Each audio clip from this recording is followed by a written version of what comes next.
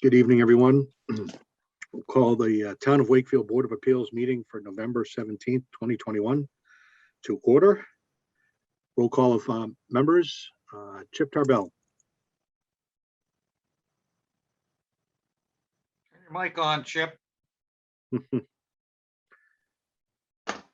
McBain. Here. Amy Wall. Here. Joe Pride. Here. Greg McIntosh. Here. Tom Lucy. Here. Mike Feely. Here.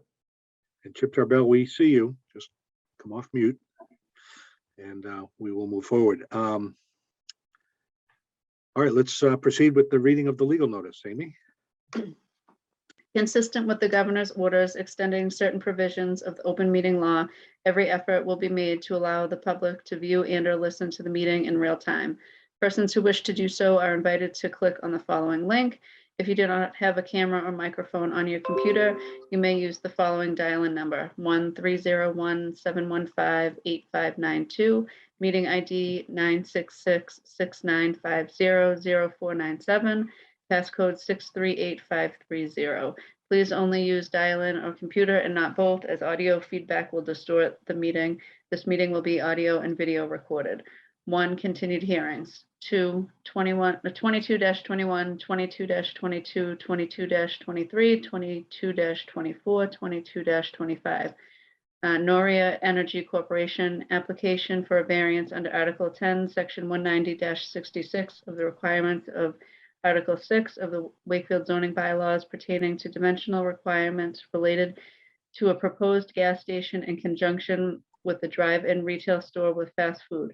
This property is shown as map 14C, lot parcel 17 of the assessor's map, and is located at 356 Lowell Street.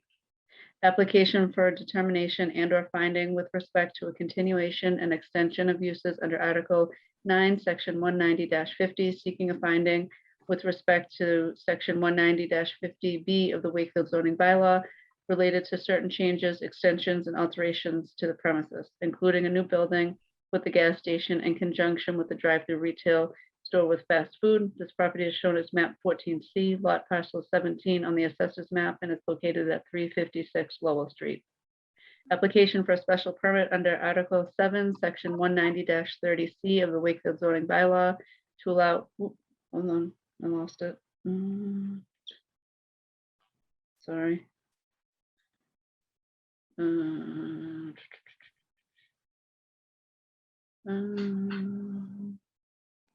190-30C, that's the one I was on, right? Yes. Thank you. Of the Wakefield zoning bylaw to allow the reductions in the requirements and or standards for off-street parking and loading related to a proposed gas station in conjunction with a drive-in retail store with fast food. This property is shown as map 14C, lot parcel 17 of the assessor's map, and is located at 356 Lowell Street. Application for a variance under Article 8, Section 190-80 of the Wakefield zoning bylaw pertaining to signage requirements related to a proposed gas station in conjunction with the drive-through retail store with fast food. This property is shown as map 14C, lot parcel 17 of the assessor's map, and is located at 356 Lowell Street. Application for a special permit and site plan approval under Article 4, Section 190-23 and 190-45 of the Wakefield zoning bylaw for a drive-in retail store with fast food in conjunction with the gas station. The property is shown as map 14C, lot parcel 17 of the assessor's map, and is located at 356 Lowell Street. 3, 22-26 Nellie Street Nominee Trust, application for determination and or finding with respect to a continuation and extension of non-conforming uses under Article 9, Section 190-50 of the Wakefield zoning bylaw to make changes, extensions, or alterations to an existing building as part of a conversion of said building into a 3-family dwelling. This property is shown as map 08, lot parcels 163 of the assessor's map, and is located at 6 Nellie Street. Board of Appeals. Thank you, Amy. You're welcome. Okay, as is the case with some of our meetings, we've received requests to continue a few matters. So we'll take those up first in case anyone was here specifically for them. From Attorney Brian McGrail regarding Elite Metal Framing and Construction Inc. at 6 to 11 Salem Street, Wakefield, Mass. Case number 21-38, requesting that we continue this matter until our second meeting in January, which would be the 26th of January, 2022. Pursuant to discussions and meetings with the building inspector and town council, we have recently submitted new applications with the Board of Appeals, which, if approved, would entirely resolve this matter currently before the board. And they're also giving us an extension to render a decision until the February 28th, 2022. Mr. Chairman, quick question. Did you say that they filed it with the, I think you meant building inspector, but did you say Board of Appeals? They had meetings with the building inspector and town council, recently submitted new applications with the Board of Appeals. So maybe Brian can speak to it. We don't have them. So they recently Okay, submitted all right. I was for I consideration. missed something. Okay. Yeah, if I may, Brett. Mr. Chair. Yeah, Sure. just to clarify, so this is an enforcement action by the building inspector. And I've been working with him and town council in trying to find ways to resolve it. And one of the possible resolutions is an application to your board for relief under the bylaw, which has now been filed with your board. It was filed this week and it will be heard at your December meeting. And that's why I've asked to continue this to the end of January, because in the event your board decided to grant the relief that we're requesting, it will resolve this issue and then we could withdraw it. Get it. Thank you, Brian, for that explanation. So with that, unless there's any other comment, we could entertain a motion to continue and then under discussion if there's any other comments. I move that we continue this till the second meeting in January. I don't Second. know what that date is. January 26th. Any discussion on the motion? Our regular voting members, Chip, Yes. Amy, Yes. Jim, Yes. Joe, Yes. and I vote yes. Okay, so if anyone was here for that case, sounds like we'll be hearing something in December, but then we'll see where that goes before this is heard again, potentially in January. Next one from Attorney Brian McGrail regarding SGD Management Group LLC at 97 and 99 Water Street, Wakefield, case numbers 21-43 and 44. Requesting that we continue this matter to December 15th, 2021. Recently met with board member McBain and based on that meeting, finalizing plans for submittal to the board to be presented at said meeting. Sounds like the letter we got last time. So still work in progress, Brian? Yeah, it's a little bit different. And Jim can opine on it, but we've had numerous meetings with Jim and now we really, through those meetings, work with sketches and kind of like, flat drawings. And so before my client comes back to the board, he really wants a complete package to be able to show 3D wise, et cetera, how this building is going to look and work. And they just weren't ready to do that for this meeting. Okay. But we're ready to go, and this will happen at the December meeting for sure. Oh, all right, you're on We're record now. Well, I am on record. We were close to this one and we just weren't there 100% and we didn't want to do it prematurely. Okay. So I All right, move sounds good. continue this till December 15th. Second. Thank you. Any discussion on this motion? Regular voting members, Chip, Yes. Amy, Yes. Jim, Yes. Joe, Yes. and I vote yes. So that too is unanimous. So this will be heard on December 15th. We have a letter dated November 10th regarding 34 Payon Boulevard from Nicole McShane, case number 22-10, requesting that we continue this matter to December 15th, 2021. Making progress to resolve issues. We still have a few things to work out. Contracted an attorney and are also waiting on architectural drawings to submit to the board. Thank you for your patience and help with this matter. So I move that we continue this to December 15th. Second. thank you. Any discussion on that motion? Regular voting members, Chip, Yes. Amy, Yes. Jim, Yes. Joe, Yes. and I vote yes. So we will hopefully hear 34 Payon Boulevard on our December hearing. And finally, this was regarding one of the new hearings this evening. We received correspondence from Attorney Brian McGrail regarding 356 Lowell Street, Wakefield. The application that Amy Wall just read into the record is one of our new hearings this evening. On behalf of my client, Noria Energy Corporation, requesting respectfully that the Board of Appeals allow all of the above pending applications for variances, determinations, and/or findings, special permits, and site plan approval to be withdrawn without prejudice at this time. I move that we allow this to be foregone without prejudice at this time. Second. Any discussion? Where is this one? Shell by Dolbear. Oh, okay. Four Thank you. corner.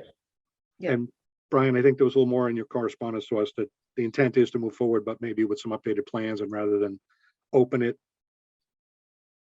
your client just wishes to withdraw and refile at this point. Yeah, we expect that we'll refile at some point. There were some issues with the plans that were going to result in changes, and quite frankly, my client, I think smartly did not want to start on that foot, to come in at the first meeting and say, oh, by the way, we've got changes to the plans that we filed. They've done this before.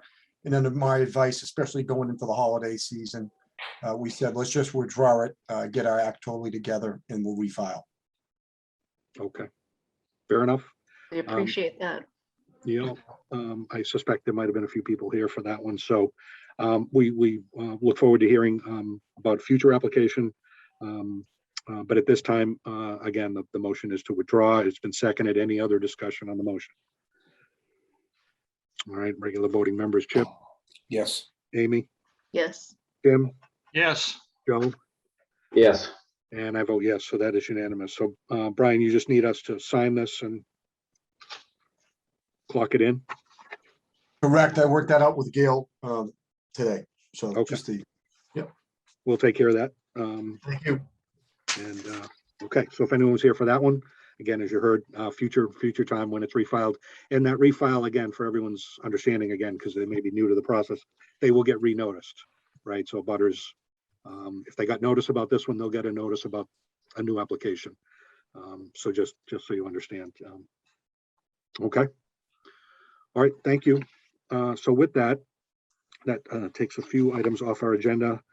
We now have continued hearings, starting with 21-37 Crescent Commons Development LLC at 44, 46, and 48 Crescent Street. Great. Thank you, Mr. Chairman. For the record, Attorney Brian McGrail here on behalf of Crescent Commons Development LLC. Joe Pacelli is here with me tonight. I think the board is familiar with Joe, principal of the entity. And we continue to work with the subcommittee per the direction of the board and the peer review consultant on all aspects of the project at this point. In particular on architecture, we had a meeting last week. I think we've made some really great progress. Peter Sandors has fine-tuned the architectural plans. We actually were able to discuss colors. We were able to discuss materials. One of the things that, we had talked to the board about was that there was a desire, I should say, for my client to use vinyl siding on the building. But as part of our, working cooperation with the board, he's agreed that at the strong encouragement of Mr. McBain and Ms. Wall, that we will use hardy plank, and that will be on the building, and all first-class materials. So that's a work in progress. We actually had contemplating presenting that architectural plan to the board tonight, but after discussion with the subcommittee wants some cross sections done, some more detail presented to them on aspects of the building before they deemed it would be ready to bring back to your board. So we decided to hold off on that. But I think it was a very good meeting, and certainly the subcommittee members can speak for themselves. But as it was stated in that meeting, there's not too many 40B buildings anywhere that you're going to see that are going to have the design elements of this building and the features and dimensions and cuts and angles, etc. So it's a pretty attractive building at the end of the day compared to where this process started and where it maybe could have ended. But in any event, so we talked about what we might do tonight, and your consultant, Ezra Glenn, strongly suggested that we should put together some conditions and at least start a list of conditions with the board to have a discussion on that, kind of a working draft. And, certainly there might be things that the board desires to add to it, or, perhaps delete, depending on, what you see. So So pursuant to Ezra's recommendation, I did put together a draft list of conditions that I presented. And I'm happy to bring that up on the screen, Mr. Chair, if you'd like, that maybe we can have some discussion on those. Okay.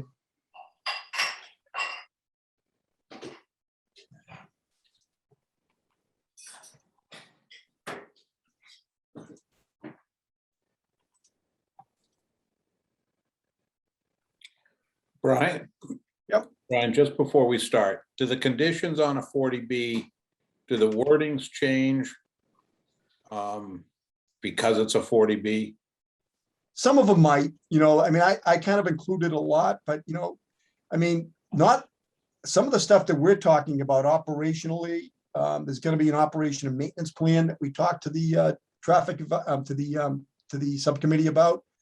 So, those won't change. One of the things that, I put in here, but I think is going to change is that, this talks about an estimated construction schedule that really wouldn't be applicable to a 40B, because under state law, as you've learned from a couple that you've gone through, there's a 3-year period that the developer has statutorily to proceed with the project. And I think we told you, and Joe is on the call here, that is clearly not the intent of the Pacellis. Their intent is to get going on this ASAP, which I think is going to be a benefit to the town, because it means, unlike the other 40B projects whose inventory has gone on the roll and then come off after a year, the Pacellis will go right on the roll. And then their plan, and correct me if I'm wrong, Joe, is to pull a building permit and move, my prediction is this will probably move faster than the other ones that you've approved and maybe be built before them. Joe, am I correct on that your intent is to proceed with this right away? That is correct. Yeah. So that, I put this in here but I don't think it would probably be appropriate, Chip, to answer your question on that. But we are telling you what we plan on doing. But the other stuff, is pretty, yeah, I mean, the conditions that they're going to be the materials that are going to be on the plans, and spec. There'll be a materials booklet, like you would have on other projects. We plan on doing that because that's a commitment that we made to your board. And the, landscaping plan, all of that stuff.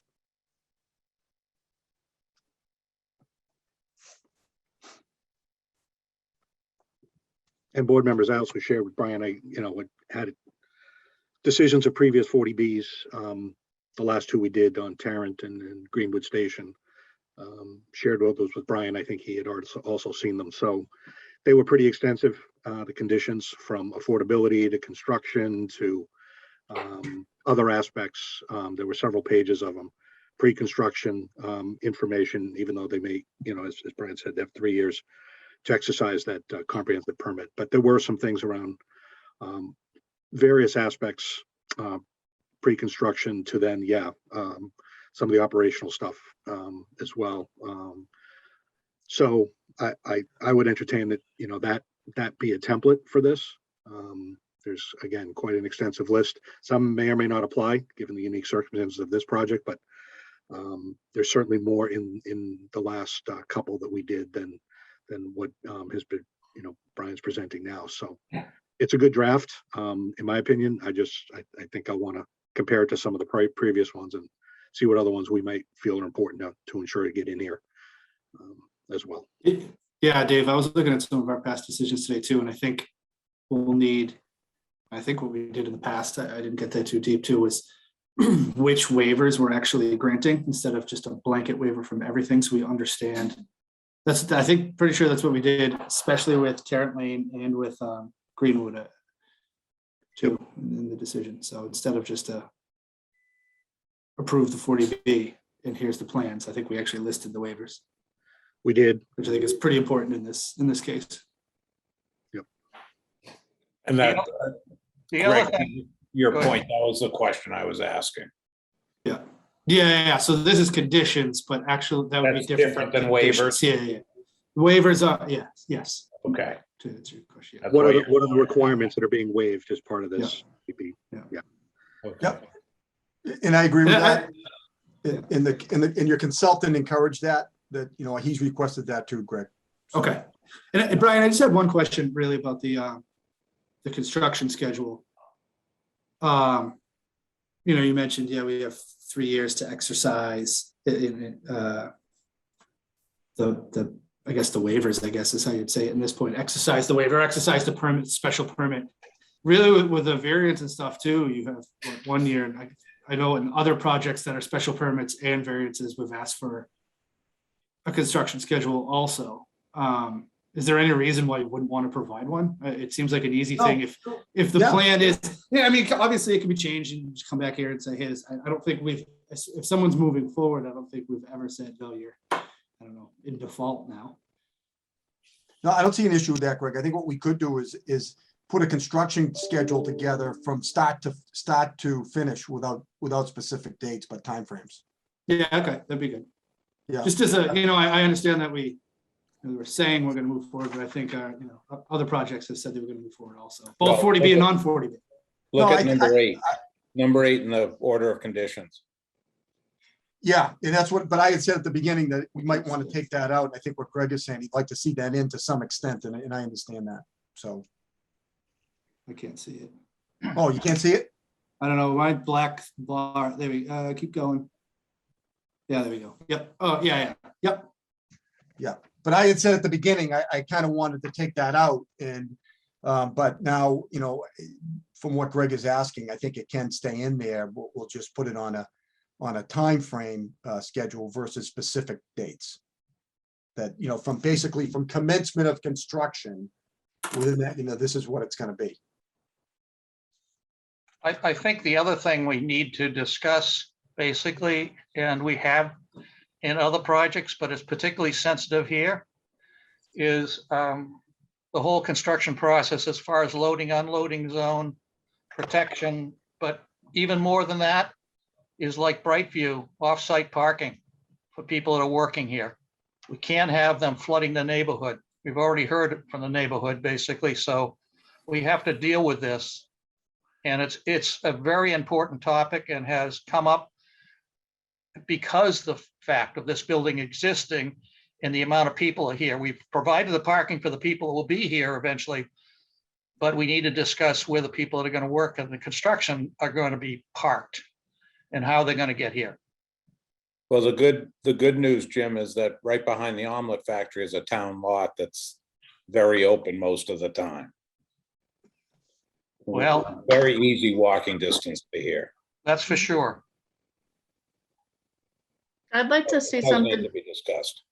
to add it in about if during construction, if there's gonna be any after hours work going on, how that would be handled, how neighbors would be notified, what is allowed and isn't allowed, that type of stuff.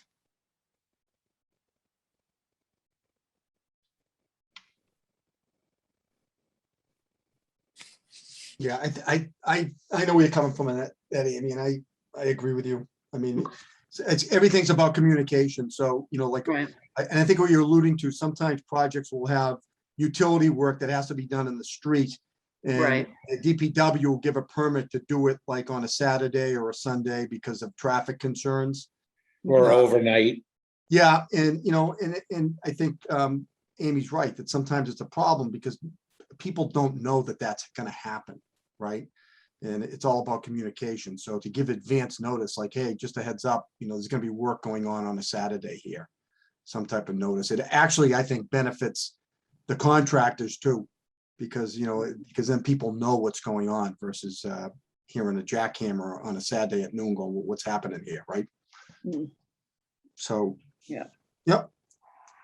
Thanks. Mhm. Excuse me, Brian, will there be like a project manager that we can get on for that? That it's their responsibility to tag people's houses, mail stuff, let people know, maybe something in the paper. Maybe the paper's a little strong, but all it takes is somebody going around and sticking something under people's, mailbox. Yeah, I agree. And, I think I'm trying to think, Dave, what was one of the big projects that we actually set up like a website where people can kind of check some schedules. Hallmark Health. Hallmark Health, right? Mhm. Yeah, with some of the blasting, right? So, I mean, not that that's going to happen here, but it's kind of good that people can kind of follow what's happening. Right. So, Yeah, I mean, again, these other decisions had construction management plans in there that had some of that information. But yeah, the town does send out alerts, email alerts. They're posted on the website, but if you subscribe, you can get notified, not a 911 thing, but just an email notification. They can post it. Hey, FYI, there's going to be some construction work, at this time. So that, maybe the DPW could help in that regard if it's, work through them, and we could ensure that they get some sort of notice out so people are at least aware. I don't know about the paper, but at least some sort of notification. But we also had names and numbers of people, the principals that were, the general contractor and so forth. So there was information that was available to the building inspector and anyone who needed it, the key people involved in the project once it commenced, So there's, again, a lot of this is in. I can share with the other board members too. You may have a copy if you find it, but I can share it as well just to give you some more thoughts as you review these conditions. I don't know if the intent was to go through them all here one by one, or just if people have specific comments or questions, we could raise those. But again, I think there's more that can be done before we are finished with this, looking again at some of the other projects. And I think there's some key things in there that could be included here as well. yep, that's fine. We can work with the subcommittee on that, Dave, and maybe send, a draft to you too. So. Yeah, or an updated draft. I mean, again, it's a good start. And some of the ones in the other decisions may not apply, because now we've worked more of the stuff into the plan, so you don't need as many conditions. But again, I just think it's good to go through it and see which ones apply and whether it's good to put them in here or whether we've covered it on drawings and plan. Point well taken. I think one of the points that Ezra made at the meeting is he kind of goes by what your board does, and there's going to be other conditions that are going to be included on the plans themselves. He's a believer that the more conditions that can go on the plans, the better. So, like as an example, there's going to be a crosswalk that's going to be provided. I talked to the town engineer. They're in the process of finalizing where that crosswalk is going to go, and that will be on the plan. That will be a requirement for us to install the crosswalk. And then there's going to be, environmental monitors and stuff like that. It's typical language that the DPW wants on the plans for notes on construction. Yeah, I think our goal is to get as much on the plan as possible. Yep. Then one of the things, I talked to our 40B consultant because, as you know, 25% of the units are affordable, and how the breakdown will go, as far as, and she said usually what DHCD requires, that like we've got 15 one-bedroom units, 22, 5-3, that it will be 25% of each. But she's confirming that because DHCD has to sign off on that.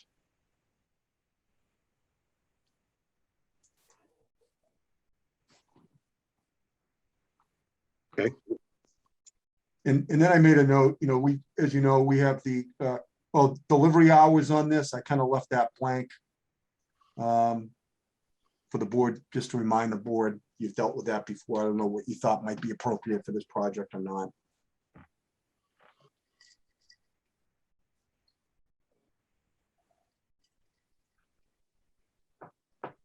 I wonder if Yeah. we should even touch base with police and fire and find out if there's, I don't know if they do certain things throughout the day, if it would interfere with things, but maybe it might just be worth hearing from them.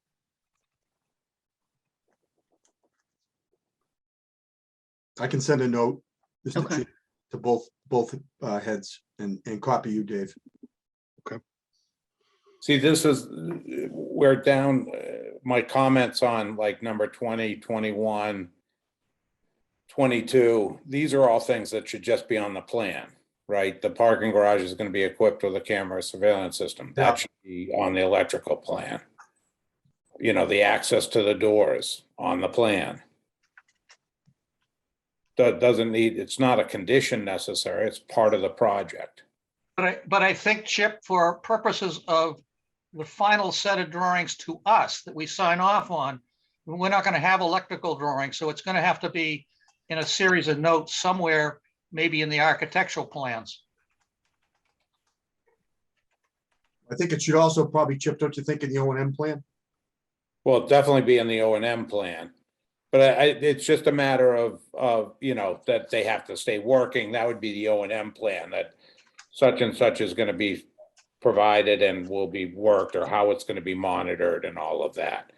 But my point on the conditions is that if they just get to be too long, nobody pays any attention to them. If they're on the plans, they're right on, and the O and M plan, those are the two things that stay with the building forever. And in somebody's office and whatever.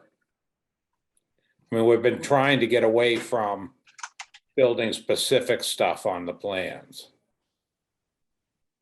In the conditions, excuse me, and put them on the plans. Okay. So, you know, what I'll do, Dave, you know, we're gonna have another subcommittee meeting coming up. I'm gonna kind of, I'll look at those decisions and kind of, you know, I'll pick out and add on, and then I can review them in detail with Amy and Jim. And Brian, when will you be ready to give them the O and M plan?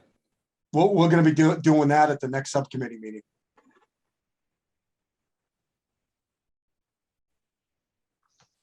And is that date set yet? No, because Peter's working on what Jim gave him quite a homework assignment, so he's working on that Well, I figured those details were coming from Amy. from both on the cross-section stuff that Jim had asked for. No, stop it. Shocker, I know. I know.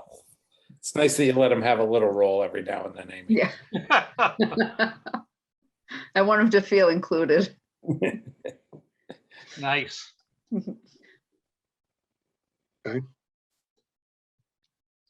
Was there Yeah, I'm anything? good. We got a lot to get through tonight, so I don't think we need to dwell on this, Mr. Chairman, any longer, unless other people want to. Nope. Again, if there were other specific comments on what was presented, it'd be good to provide those so we could take them back. But I'm assuming we're going to see an updated draft after the subcommittee reviews them. And again, I'll I send out. I think at the next meeting, there'll be a lot of progress with plans and conditions and, you know, really getting close to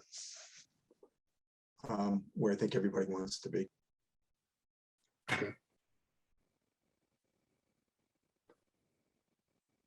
All right. So one thing I want to talk to you about, Mr. Chair, is we've extended till the end of December. You only have one meeting in December. So I always get scared with snowstorms at this time of year. Well, you know, it's because, you know, I just don't want to be in that awkward position of, you know, December 15, it's a blizzard and you can't meet. And then what do we do? Right? Because our computers are under Zoom, our computers are under snow. Who knows? I don't know. You know, so I'm just thinking maybe I should extend until, you know, until a little bit after the first meeting in January, just as a buffer. I just wanted your thoughts on that. Seems reasonable. I would agree. Again, with only one meeting, stuff happens.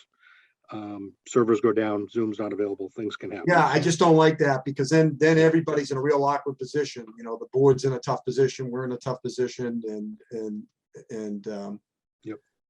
I'd rather not be scrambling, talking to Tom Mullen about what we do, because then it's just continued to the next meeting and everybody's fine. So would you be inclined to just do mid-January or just do the end of January, January 31st? That gives us December's meeting and potentially two more in January. I think we're happy to keep going. I think at this point, I'd like to do it just until the first meeting in January. That's going to be our goal, to get this closed out. Okay. So say, let's see, that's the 12th is the first meeting. So you want to say the 12th? No, I think you need more, you know, I don't want to do it that day. I would say to push it to the next week. And I think we've gone through this every time we've extended.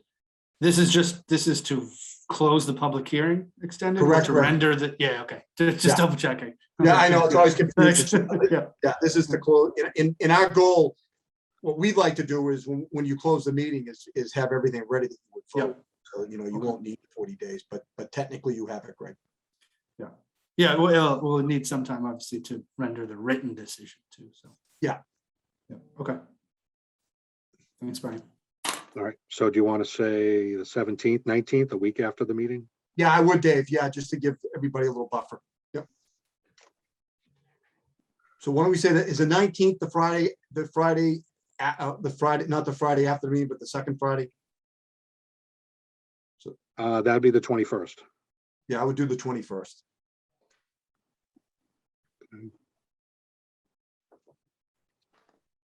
Okay. All right, so we can vote on that before we make a motion to continue it. Any other new information, updates, questions, board members?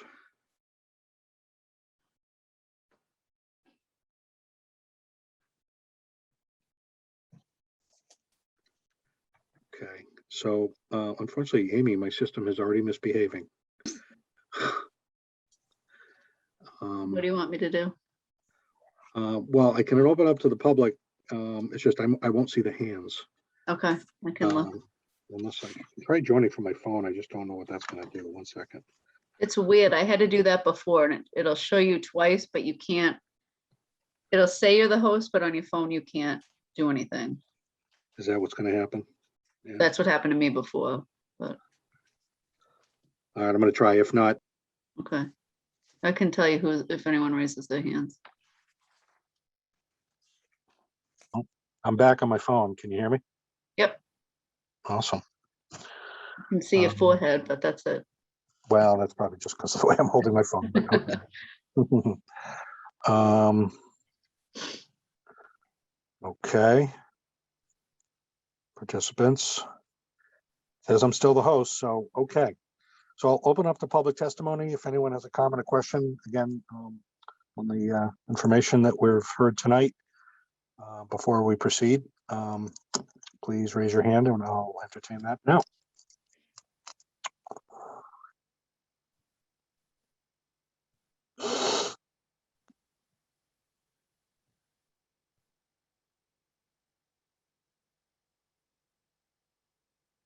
Okay, not seeing any hands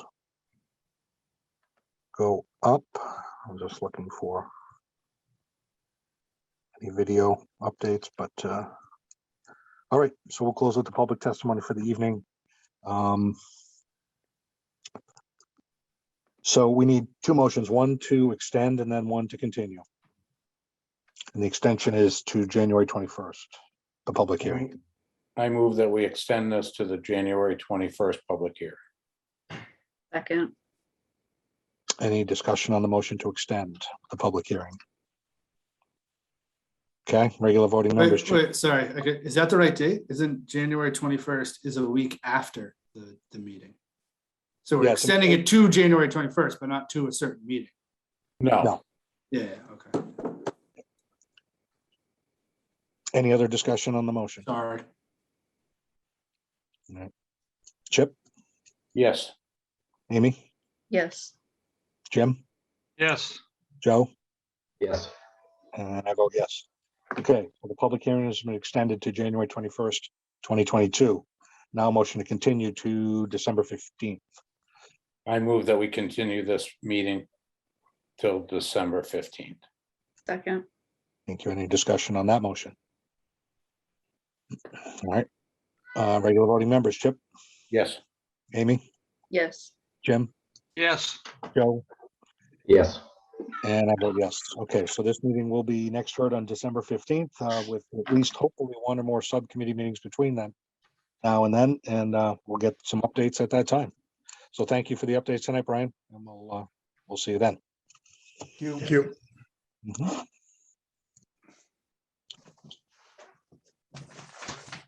Okay.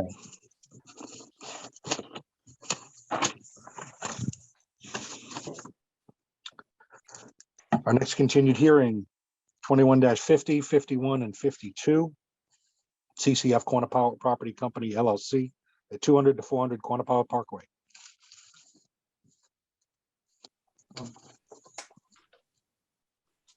Thank you, Mr. Chair. For the record, Brian McGrail on behalf of CCF Quantipower Property Company LLC.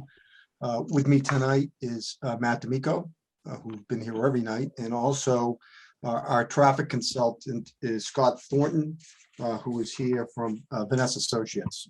Scott is our licensed traffic consultant on the project. I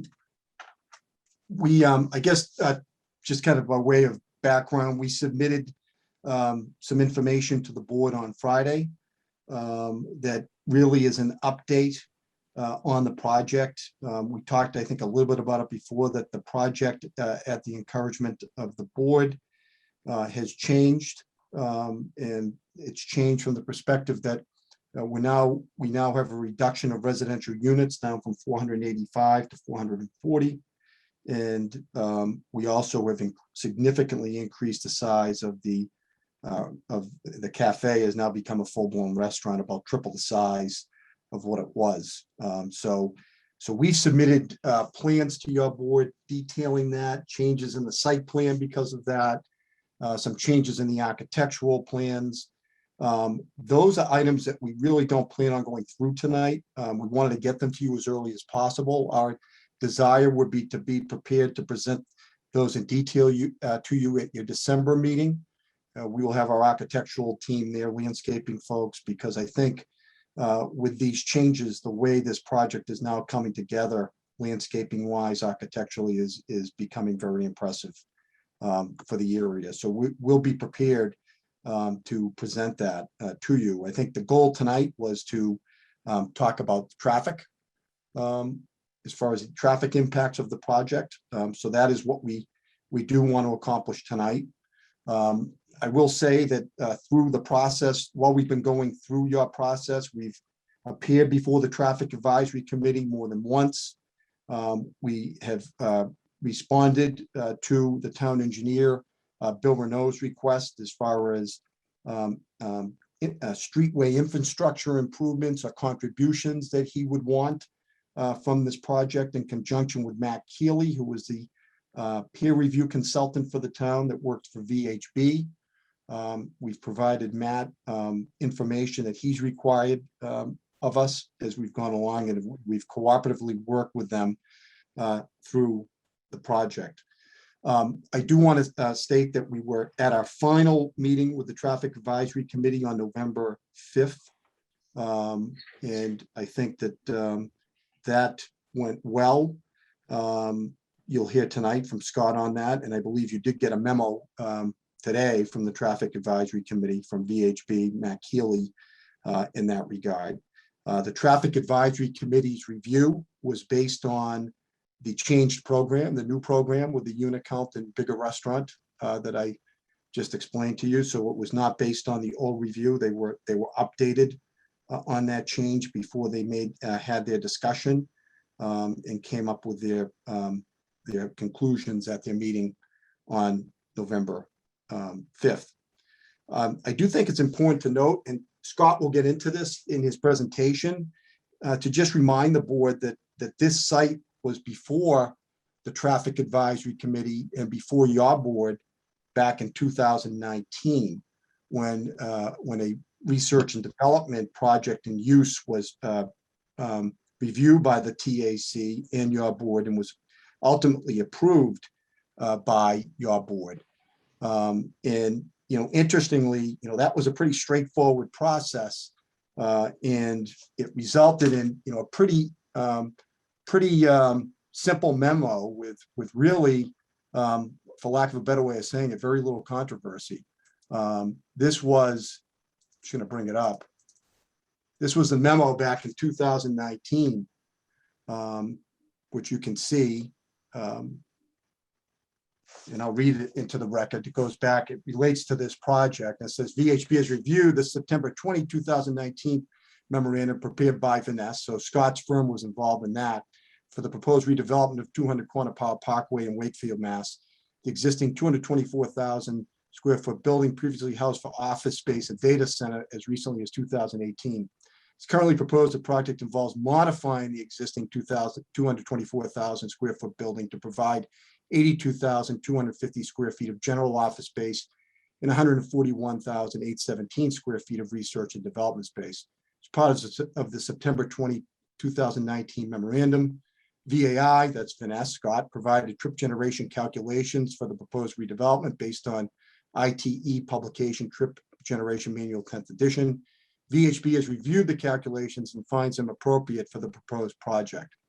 At the November 1, 2019 Traffic Advisory Committee meeting, VAI, I should say, stated that they have spoken with Mass DOT District 4 office and confirmed that the review of environmental impacts under Mass Environmental Policy Act, MEPA, would not be required based on traffic generation, which, by the way, is the same for this project. VHB concurs with this based on the review of the calculation provided in the September 20, 2019 memorandum. VHB has no further comments. So it's pretty straightforward. There's actually no traffic mitigation required of that project or asked. In our discussions with Bill and Matt Healy, they are looking for some, I think, what are going to turn out to be pretty significant contributions, either financially for studies and potential improvements in various intersections, and also a significant upgrade and improvement of Quantipower Parkway, a big part of which is going to involve pedestrian access areas and better access for the general public and use of Quantipower Parkway in a much safer manner than it is now. We're being asked of that. My client's open to that from the perspective that, even though it's not required to make this project operate safely and properly, they think it will be an enhancement to their project and benefit their residents. So they're open to those concepts. I think you're probably going to get further memorandums in this regard from the town engineer that will kind of explain in detail some of the stuff that he's looking for and see plans on that. And again, we're open to those concepts and contributions and working cooperatively, as my client said from day one on this project, and they've done nothing but do that as far as the town is concerned. So the reason I bring this up with the traffic study before is I think when you see Scott's presentation, the impacts of this project are in essence less than R&D. So it's kind of amazing why, a project like this gets so much attention. Housing gets attention, but when an R&D was put up, I don't think there was one person here at a hearing talking about concerns with traffic. And evidently there shouldn't have been, because there weren't any concerns based on the study that was done. So I just kind of wanted to set the table for Scott, and Scott does have a PowerPoint presentation as far as the traffic impacts that he would like to put on, Mr. Chair. So if you could share the screen and do that, I would appreciate it. Okay, thank you, Brian. Scott, you ready? Okay.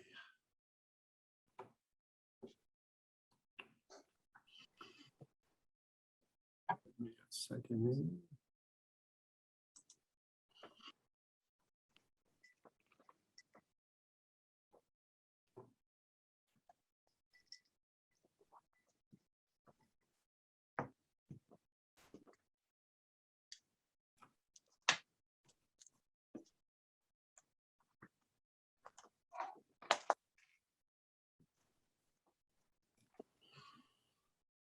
Scott, do you see the option to share? You should see it. I do, yeah. Sorry, I have Okay. too many windows open. Can you see that? Coming up. Perfect. Okay. It's loading, Scott.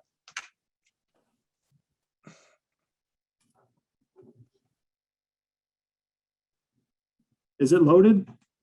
Well, we're getting a black screen that says Scott Thornton has started sharing screen sharing, but we don't see the PowerPoint yet. Huh. Yeah, what about Oh, there now? we go. Yep. Okay. Wow. Sorry about that. Everything was dark on this side too.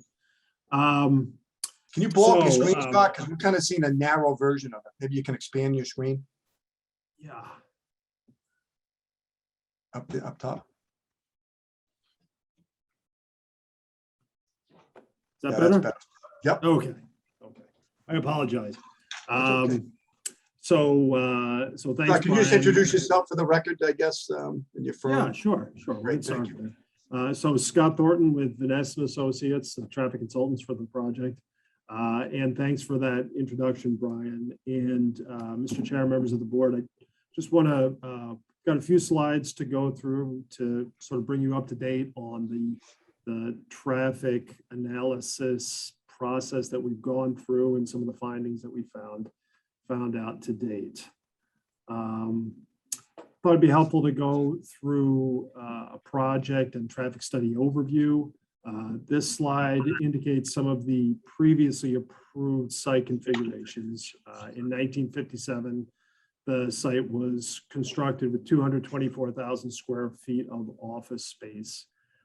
In 2010, a data center was added, taking away about 28,000 square feet from the total, leaving 195,000 square feet of office space. And then in 2019, as Brian had alluded to, the ZBA approved an R&D addition, taken away again from the office space, adding some R&D space there. So in terms of the traffic study process for this project, in 2020, a new mixed-use residential project was presented to the Traffic Advisory Committee in September of 2020. The TAC had indicated some requirements that they requested for scoping out the items to be included in the traffic study, including the study area and the number of intersections and locations that were chosen by the TAC and were included in the traffic study. So for 2021, we have traffic volumes that were incorporated both pre and post COVID and adjusted as necessary. We had an initial traffic advisory committee meeting in May. As Brian indicated, we had our most recent meeting on November 5th, and the traffic advisory committee issued the report on the project traffic. We received that today. So that brings us up to date. The site has changed. This is the updated site plan. You can see that the summary in the lower left corner indicates that we're now looking at 440 units of apartment complex, down from the 485 units previously proposed. The restaurant space has been increased in size to 2,750 square feet, and the parking spaces have been increased as well to 729 spaces. And that parking total is compliant with the zoning bylaws indicated on this slide, where we indicate the number of parking spaces that are required for the multifamily dwelling building as well as the restaurant. And based on the sizes that we are proposing, with 421 units of 2 bedrooms or fewer, giving us a total required of 632 parking spaces, 19 3-bedroom units, giving us a total of 38 residential parking spaces for the 3 bedrooms. And then the restaurant with 88 seats and 3 employees indicated, gets us a total required parking total of 696 spaces. We're providing 729, which gives us a surplus of 33 parking spaces. So we're actually above what's required by the zoning bylaw. This slide shows the study area locations that were required by the Traffic Advisory Committee. Again, we've got the locations to the south along North Ave with an interchange with 128, and then the locations to the north with intersections with Lowell Street and certain locations or intersections with the rotaries, specifically the intersections and weaving movements expected to be impacted by the project. And again, this is the study area that was required by the Wakefield Traffic Advisory Committee in that meeting in September. So the next slide shows sort of an update of the trip generation for the project. And what we've got are the columns under vehicle trips are indicating the trips associated with both the previously proposed 485 unit residential and restaurant project and the revised 440 unit residential and restaurant project. And then the last column, the third column to the right, indicates the net change in vehicle trips associated with the revised program. And you can see that we're looking at a decrease during all three critical time periods. The daily time period, we're expecting to have 64 fewer trips as compared with the initially proposed 485 unit residential and restaurant project. We're expecting a decrease of 1 fewer vehicle trips in the morning peak hour, and we're also expecting 3 fewer trips during the evening peak hour. And quite honestly, with for that morning time period, we're showing an increase of entering trips, of 5 entering trips. And that's really due to the use of the ITE trip generation manual for the restaurant use, which indicates or includes sites in that database for restaurants that are open during that time period. Most likely our restaurant will not be open during the morning time period.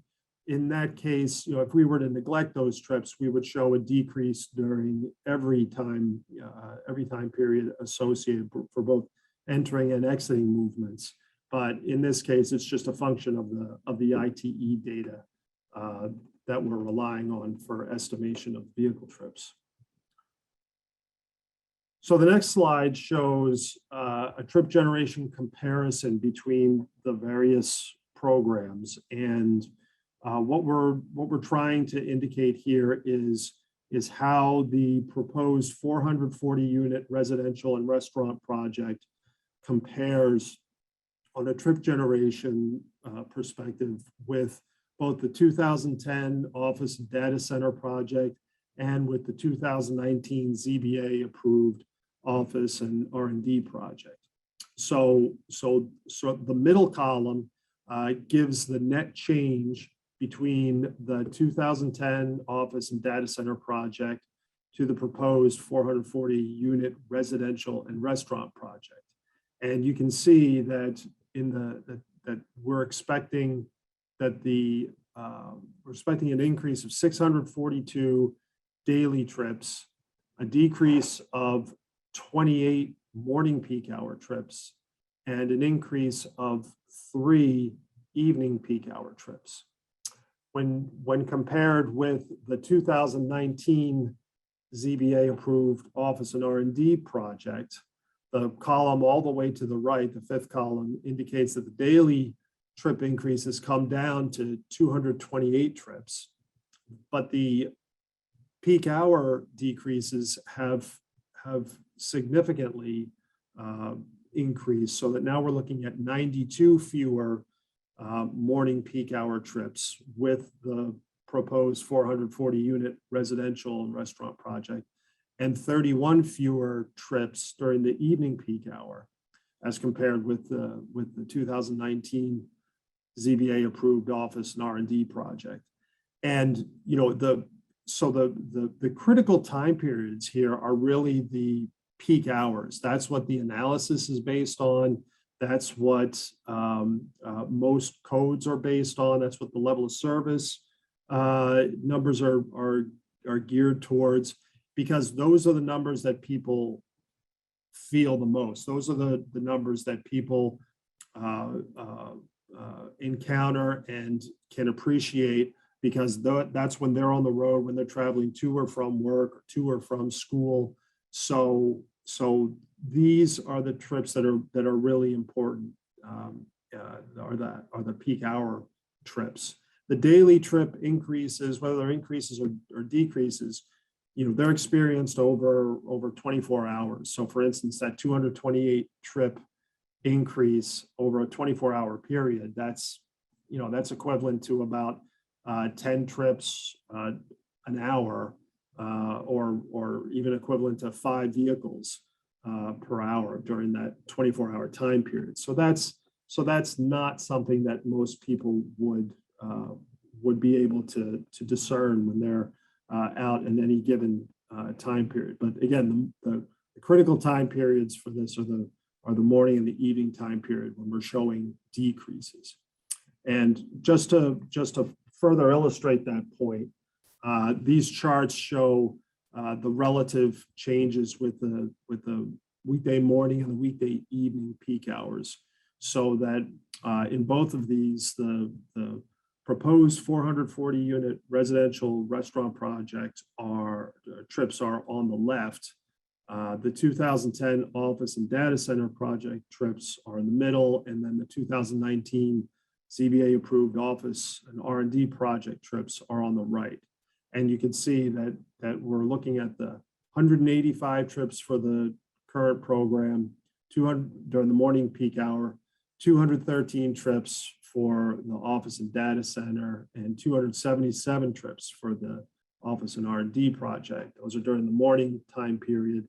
And during the evening time period, we're expecting 221 trips with the residential program, 218 with the 2010 office and data center program, and 252 trips with the R&D program.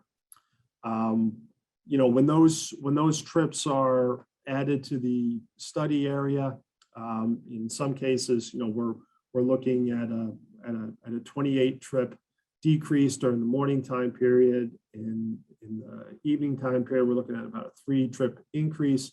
So the level of service and operations are basically the same, or even slightly better with the residential program.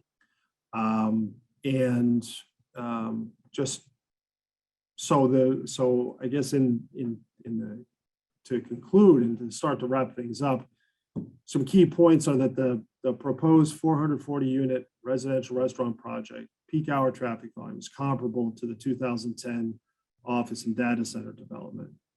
The 440 unit residential restaurant project generates less peak hour traffic than the 2019 ZBA approved office and R&D project.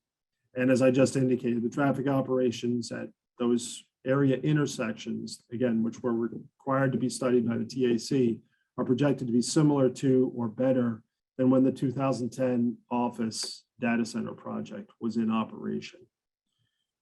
In terms of commitments, the applicant is committed to the implementation of a transportation demand management program, probably the most significant of which is a shuttle service to be implemented between the project, the Wakefield commuter rail station, and downtown Wakefield. There's also the potential to work with other sites to incorporate other stops, and that's something that the applicant is committing to coordinate with. The project is also proposing improved pedestrian connections, bicycle parking, and repair facilities on site, work from home workspaces to enable people to stay at home and not use a vehicle so much. Electric vehicle charging stations are also being included, and as is typical with a lot of residential projects, a transportation coordinator is going to be on site, and new tenants, prospective tenants, will be given a welcome packet that indicates the transportation options that they have in the area. In terms of proposed improvements by the project, the Quannapowa Parkway within the site is proposed to have full depth reconstruction, new curbing, new drainage, streetlight replacement, and crosswalk reapplication. There's also contribution towards future traffic studies and possible improvements, including at the following locations, which would be North Ave and Wolcott Street and Linda Road with a potential signal upgrade, and also Quannapowa Parkway and Lowell Street with potential roadway and pedestrian improvements. In addition, as I mentioned earlier, 33 new dedicated public parking spaces for Lake Quannapowa visitors are also proposed with the project. I guess just to summarize or finalize, the couple items that I noted in the TAC letter, or the letter that came from VHB, indicated that one item was that given the proposed changes to the build program results in less traffic than the previous program, no additional further analysis is required.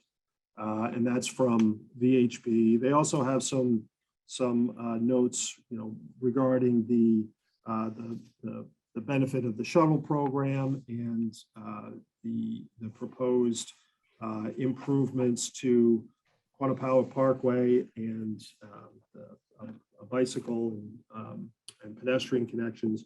So I think that the TAC has weighed in, and in general the project, it seems like they're satisfied with the traffic analysis that's been prepared for the project.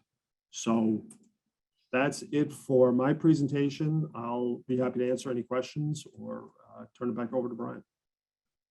Thank you, Scott. I just want to add, Mr. Chair, members of the board, that, if you have not had a chance to watch the TAC meeting, you can watch the video. And Scott just mentioned the shuttle, and they were really intrigued by that and excited by it, the shuttle, and also by the fact that our community development director wants to incorporate that shuttle with other projects.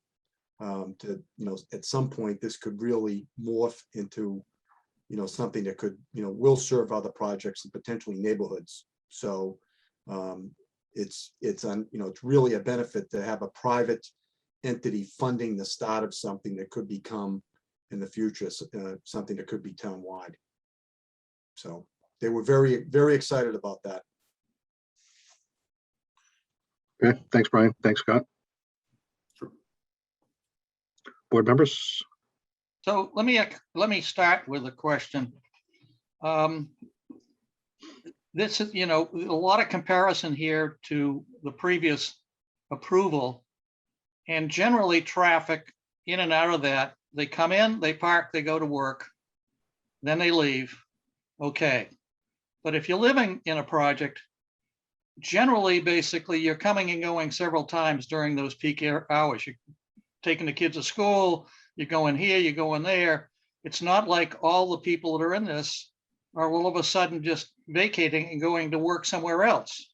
It's how do you account for the fact that usually there's more traffic coming from housing because because that's the way it is, as opposed to a business where, in fact, everybody goes to their business, they sit down at their desk, at least they used to, and at the end of the day, they leave. So it seems to me, even though there's a negative number here, is that really so, given the difference in the two use groups and how they actually function? Yeah, so it's a great question. I think that that's what you're talking about is why comparing the daily numbers for the housing to the daily numbers for the business uses, we have a higher number for the housing uses. One thing that's important to note is that going from apartments up to housing, to detached housing, single family housing, your daily trip numbers, your trip rates increase. So the apartments don't generate the same number of daily trips as as detached housing generate, because that's where you have the more kids and you have more trips that are associated with with neighborhoods of larger houses. So I think there might be some of that, additional traffic generated during the day. But I don't think I think the critical time periods are still the morning and the evening peak hours.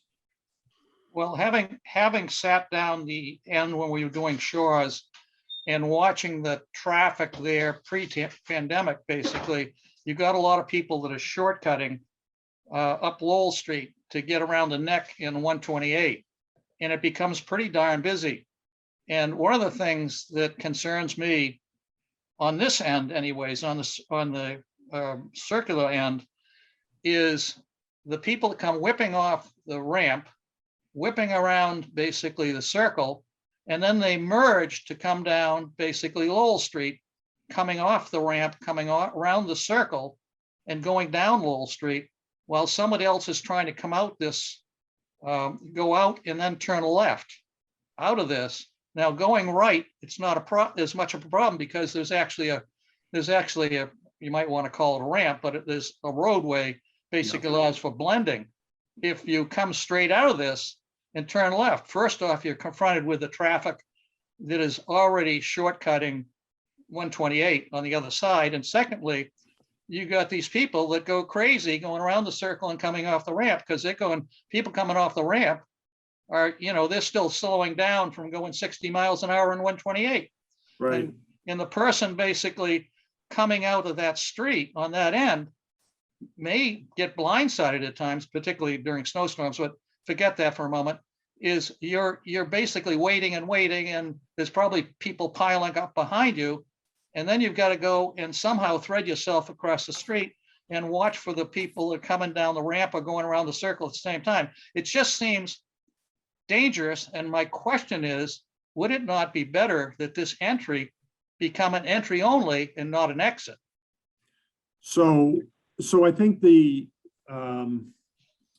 beauty of this site is that it, traffic that would want to say make a left in the morning out of Quannapowa Parkway onto Lowell Street to get up to 95 could either make that maneuver if the traffic allows them to do that, or if not, then they could come out the other way out to North Ave and get on the highway at that location.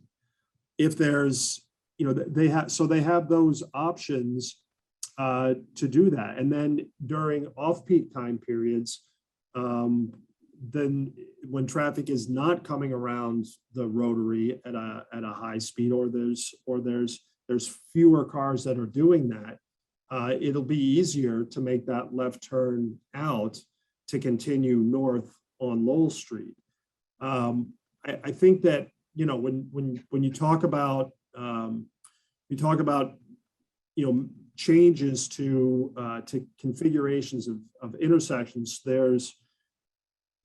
it's just something that has to be thought through very carefully, because you could be potentially creating a 24-hour condition or a 24-hour solution to rectify a 1-hour problem. And that one of the things that the applicant is agreeing to is providing a contribution to the town to the town to look at studying that area to see if there's to see what some potential modifications could be there. But I think that it's right now we're expecting, the traffic, our peak exiting demand is in the morning. In the morning, we expect, or the counts show that there's less traffic that's coming from the rotary coming down Lowell Street. So it's not quite as much of an issue as it is in the evening time period when most of our traffic would be returning to the site. But yeah, I agree. I think that, that's why providing those funds for additional study, I think is a good is a good improvement for that condition. Is that not a state road in that area? It is, yep. So what good is the town doing a study when in fact it really requires the state? I think it would be probably a coordinated effort between the town and the state. Yeah, that's a coordinated effort, Jim. It's the town can propose things to the state. DOT would have jurisdiction of what the town would propose, whether they wanted to approve it or not. Like make it signalized like North Ave is, potentially. I just, I mean, that's tough.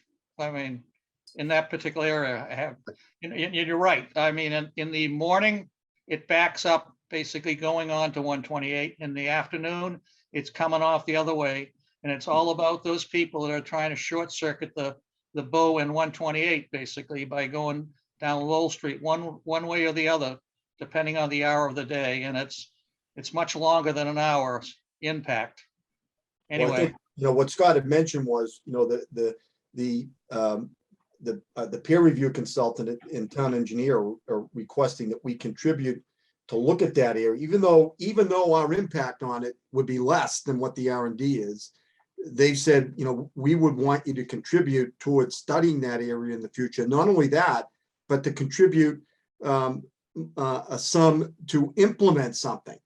So, they're looking at that. They haven't determined what that would be, but we're entertained to talk about that with them because, as I said at the beginning, it's somewhat self-serving on our part because if that could become better there, we would benefit. Our project would benefit from that. Our residents would benefit. So, so CCNF has no problem participating in that. And it's certainly more than anyone else in the area has agreed to do, especially where someone's willing to participate that's going to have a less impact on something that already has a right to go there.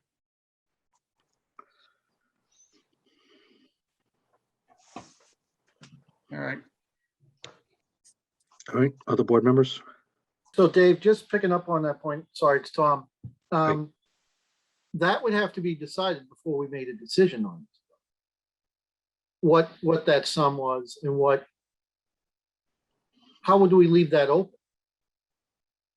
You can't. You're right. Yep. At least the sum. I think that request is going to be presented to your board through the engineering department or through VHB. Okay. So another quick question. I agree. I'm more focused with Jim on this end of it, but you said, Scott, that it's going to perform at the same level. The Lowell Street intersection going to perform at the same level as when in 2010 that building was occupied. I have to assume there's some regional growth that's occurred in traffic since 2010. Is that factored in? How do you factor in that growth then? Sure. So we look at the standard requirement is a 7-year projection. So we look at the conditions, we look at the existing conditions, so 2021, and then project out 7 years, getting information on background developments, projects that are approved and not yet constructed, or constructed and not yet occupied. We check in with Wakefield and neighboring towns, check in with DOT, and get an idea for what other projects are in the pipeline that could be occupied and could be affecting future traffic volumes. That gives us the no build condition, and then we take the no build condition and then add the project traffic to that, and that gives us our comparison of the no build to the build. Right. So 2 other quick questions. One, I know I'm asking you to speak for a decision that you didn't make, but why didn't they want to look at the North Ave, Church Street, Prospect Street intersection? That set of lights there as part of the traffic study. I could not tell you. That I don't know. All right. And do you know about the capacity for the lights that are on the North Ave section? Would they need to be upgraded, or Can they be, the timings be improved and adjusted? So a similar point came up.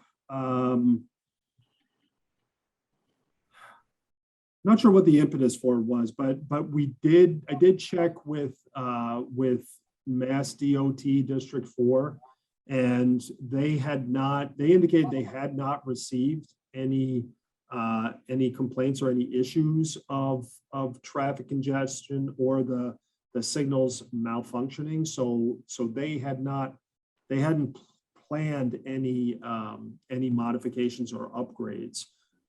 Based on the traffic analysis that we did, we didn't notice the need for any retiming or any upgrades of the signal equipment. Another question then about regional traffic. You know, we hear a lot about it at our board, and you know, how much, when you look at the cars at Wakefield at any given time in the peak hour, how much emanate from Wakefield and how much come from regional areas other than Wakefield? Yeah, it's difficult to say. Particularly, you know, it's probably, and I'm just talking off the top of my head because I don't have any data to back it up, but it's probably somewhere in the 60% range is Wakefield traffic, and the rest is traffic that is just coming through. And you know, that's you know, everybody has a smartphone app or some type of GPS. So you know, all traffic, I've heard it said that all traffic is cut through traffic because people look for alternate routes, and as long as they're moving, you know, they feel like they're making good time and making a good decision. So I couldn't, beyond that, I couldn't really say how much is of the you know, say the 500 cars we counted on North Ave, how many of them are Wakefield residents? I couldn't really say. All right, Dave, final thing. One thing I would want to find out is that this analysis has indicated that is saying we don't have to make light upgrades at North Ave. It'd be good to know what the capacity of those lights are in case we do approve something and we do run into an issue out there. I think we should understand the lights in that area better. Yeah, I'm a little surprised that this topic wasn't discussed with the TAC, to be honest. I mean, we just got their letter, so I haven't had a chance to fully digest it, but I'm a little surprised that this wouldn't have come up. No, I meant to go to the meeting. I had to travel, so I missed the meeting. And I meant to bring it up, but I couldn't be there. But I think, Scott, the study, you studied that intersection, and the way it functions, it does not need upgrades to handle this traffic, right? Correct. That's correct. I mean, it was part of the study. They did look at it. Yeah. I mean, They looked at that I mean, that's on the study. That's one of the signalized intersections that was part of our study. And the way that intersection graded with the traffic, it did not need an upgrade. Correct, Scott? Correct. Do we know the grades at all those intersections? So typically we get that A through E, A through F. Are those in someone's report? Yes. Yeah, they're in our traffic study from April, and you know, it's in general, it's level of service A to B with some approaches operating at C. But again, this is all information that was reviewed by the TAC and by VHB.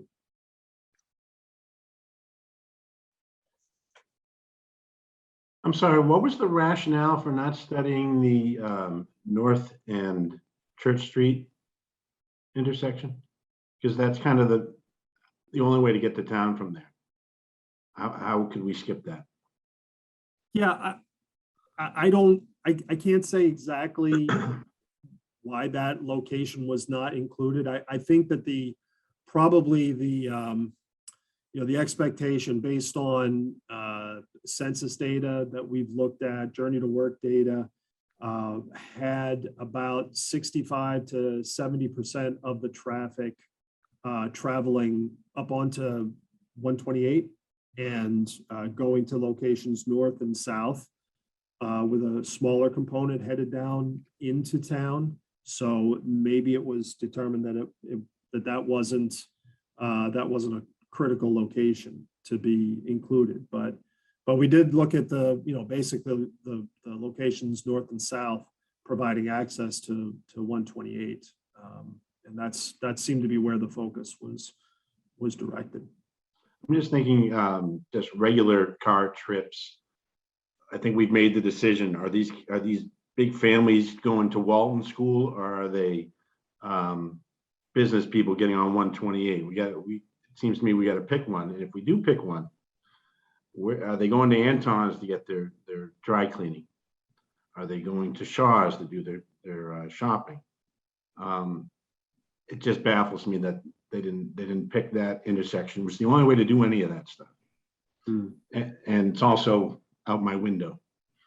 So I'm just for the biggest project in Wakefield's history to not do the only entry into Wakefield. I just have a problem with that. Well, I think, just to point out, if someone's going downtown, they actually have two routes to go. They're not all going to use North Ave. A lot of people, if I'm going downtown, I'm probably going to go out on Lowell Street and go down Main Street. I'm probably going to it's going to be a straighter shot to downtown because I don't have to go through that, Vetsfield intersection and take a left and cut all the way through. So there's really a split of ways to get to downtown. That's one. Two. Well, I'm sorry, what's that? Go all the way around Lake Quannapowitt? Yeah. And get there that way? Sure. Instead of going down Quannapowitt Parkway and hitting a light there and then going left. But the light and the left, that's what residents care about. That's their everyday.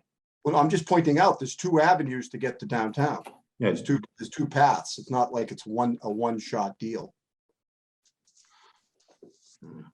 I think that nobody would ever take that route instead of the short route, but that's okay. I don't know about that. I'm being honest. I don't know. I think, I would maybe take that route. Cuts right down Main Street, right to straight shot, right to downtown.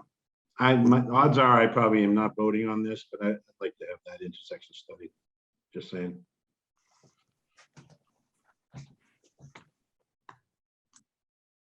Can I ask a foundational question? Sure, go ahead. That's great. More about how I'm still struggling on how can you go to slide 9? I think it was 9. Slide 9, what is it? The third bullet says traffic operations at area intersections projected to be similar to or better than when the 2010 office data center project was in operation. I think a lot of people have short memories, that data center hasn't been in operation for quite a while. I've lived here, not a long time, but more than, I think, 4 years. And it hasn't been in operation since I've been here. So I don't even know what that means. And I think a lot of people would have short memories anyways. And then I'm just trying to reconcile that with page 1 of the executive summary of the traffic study says that there was traffic volume data collected in 2018 and updated for 2020. I'd want to truly understand what this is, compare traffic operations at those intersections based on that updated data rather than when the project was in operation. It has been in operation for, I don't even know how long. So what is that? That doesn't really mean anything to me. And I think to a lot of people who have been driving around town without that operating. So I guess my conclusion is I don't really get much from this comparison to when the data center was in operation. If I may, Matt D'Amico, project manager at CCNF. So regarding the data center, I know that May of 2019 was when building was last occupied. But up until May of 2019, there were people working in that building as part of a data center operation. It may not have been at the same capacity as the American Mutual building in the 90s or whenever really, but I know that that building was occupied up until 2019. Yeah, I mean, it certainly wasn't occupied that much because I've lived here since 2017, and you would notice maybe there was more cars in the parking lot for walkers around the lake than there would be people working that close to the building. So, I mean, I certainly wasn't here in the 90s. I was in high school and college in another state. So, yeah, it means nothing to me, the comparison. I mean, if there was updated data in 2020, or I guess taken in 2018 and updated formulaically to 2020, I think is how I read this. The better comparison would be to that data. Yeah, so I think there was some initial data that was collected in 2018 for the area, and then there was the project was formulated and it was taken to the TAC, and the TAC said, okay, it's great you have these locations that you have data for, but go out and collect some more. And that's where the 2020 data came from. But then, you know, to get an idea of how much traffic the site was generating when the office and the data center were occupied, and typically, or to the level typically occupied, where they'd be generating, you know, typical traffic for that type of development. We use the trip generation manual to estimate that traffic, and you know, that gives us a consistent basis to compare the traffic estimates for the different programs. Now, in general, data centers don't have, or they didn't used to have a lot of traffic associated with them. It was mostly the office component that would have been generating the traffic. But you know, in office tenants come and go, and they have all different office density or employee densities. You know, anywhere between 3 and 5 employees per 1,000 square feet is common. And you know, over the course of that facility's operation, I'm sure the employee levels fluctuated up and down like crazy. So you know, by using that generic traffic generation data, that gives us a good baseline to compare what the site would have generated and what the site is expected to generate. So I guess, so this, would it be incorrect or correct to say that this third bullet says when it was in operation in 2018?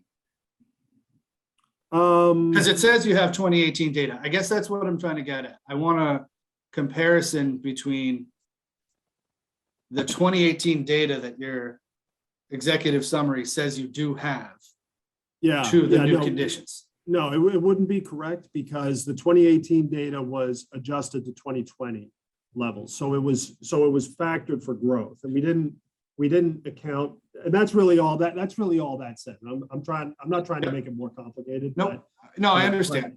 But it was basically, you know, we adjusted it upwards to get to a consistent baseline, and then we corrected it to 2021 levels. So this should say to the 2020, to the corrected levels, not, because I think I always get it. I mean, this is a confusing bullet when it says to 2010.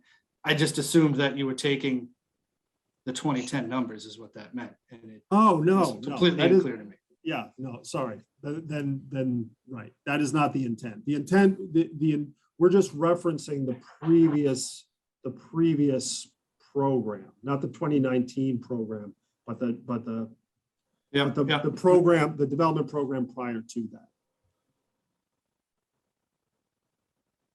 Understood. I don't understand how it would not generate a lot more, being that you just said that R&D doesn't have many, data center don't have many people in there, but yeah, I at least understand what you're trying to say here now.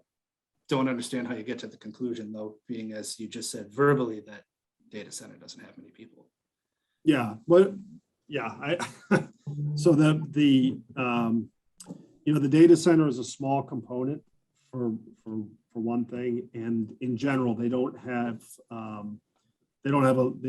not have had a lot of on-site employees, but at least the data centers that I worked on, Yeah. But No.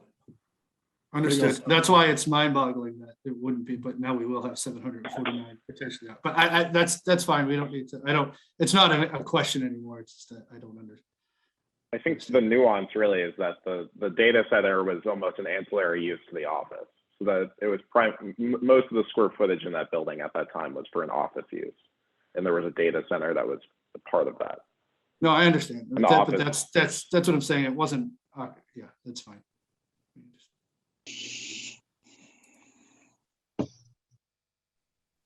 Okay, other comments, board members?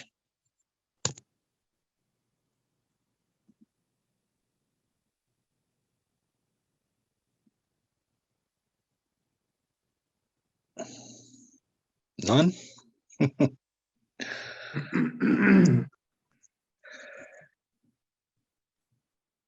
Okay, so again, just having received the TAC memo today, I think we have an opportunity to collect questions that we can refer back to them.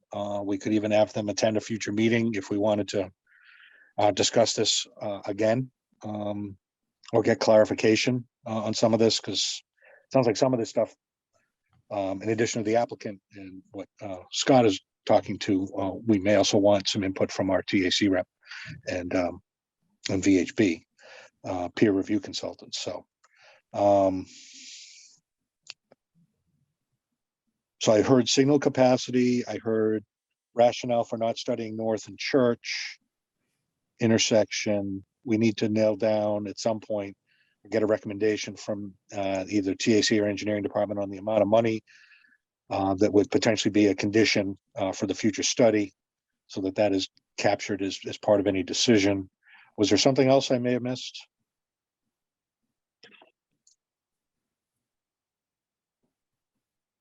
In Dave, terms of maybe just a little clarification from the town engineer or someone on, given it's a state road, how the town would coordinate that and how much influence we actually have in changing roadway configurations or adding signals when it is a state road. Okay, Dave, this is Greg too. I mean, I'd also like to talk to our own consultants about the whole foundation of it too. I mean, I just don't understand it one bit. I mean, someone could tell me if I'm wrong, but I've lived here since 2017 and I don't think that office has been occupied since before I lived here. So I don't understand it at all. And I'd like to discuss with them at a meeting what their thoughts on, I don't even know what you call it, the comparisons are. yeah. Well, again, I saw the comparison. I thought, again, where they were coming from was what the potential use from 2019 when we approved that other use, right? As if that had been built out, what would have been the projections compared to what this proposal is. I totally get that. This prior one was when it was last occupied, right? So it was an additional data point. I mean, that's what I'm reading at the high level here, right? But that's my point. It wasn't occupied in 2020 when they're saying the last data point was updated to. But these figures are not based on real numbers. They're based on what the building could have had. No, they are based on real numbers. Traffic volume for the study area was collected in July 2018. Correct, at the lights, but not from, I'm not going to get into it. I don't understand it. Whatever. No, but It doesn't seem like from 2018, even at the lights, from 2018 till now, things would be from 2018 to adding 749 parking spots in 400 some odd places, things would get better. I don't understand how we get there. Even reading through this, voluminous report and hearing tonight, it just doesn't seem possible that that's would be the conclusion. And so since we do have our own consultants, if they could help us understand I think that's what we pay them for. I think that'd be beneficial.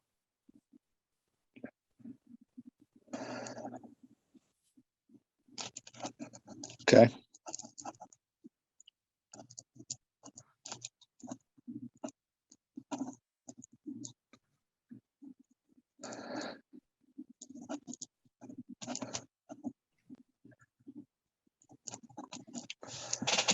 All right, anything else?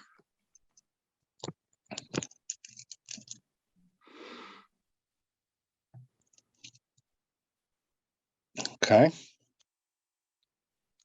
Hearing none, but hearing this feedback, I'll try to capture it best I can. Sounds like we'll be circling back on some of this potentially at the next meeting, if they can provide responses and perhaps attend, but I will ask them to do so.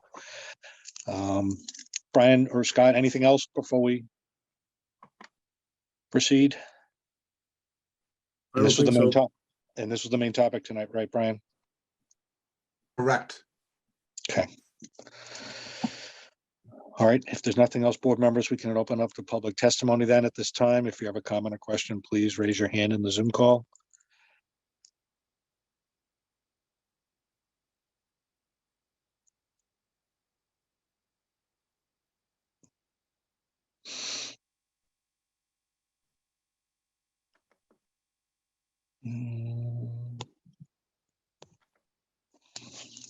I'm not seeing any hands. Again, my laptop decided to misbehave. I'm back on my phone, but I don't see any either, Dave. yeah, I'm not seeing any hands, so I can switch between pictures too, see if anyone's waving. But I'm not seeing any. So close it to public testimony at this time.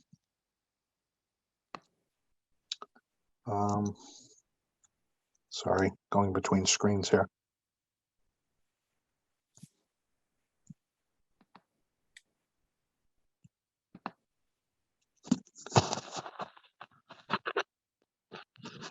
Okay, sorry for that.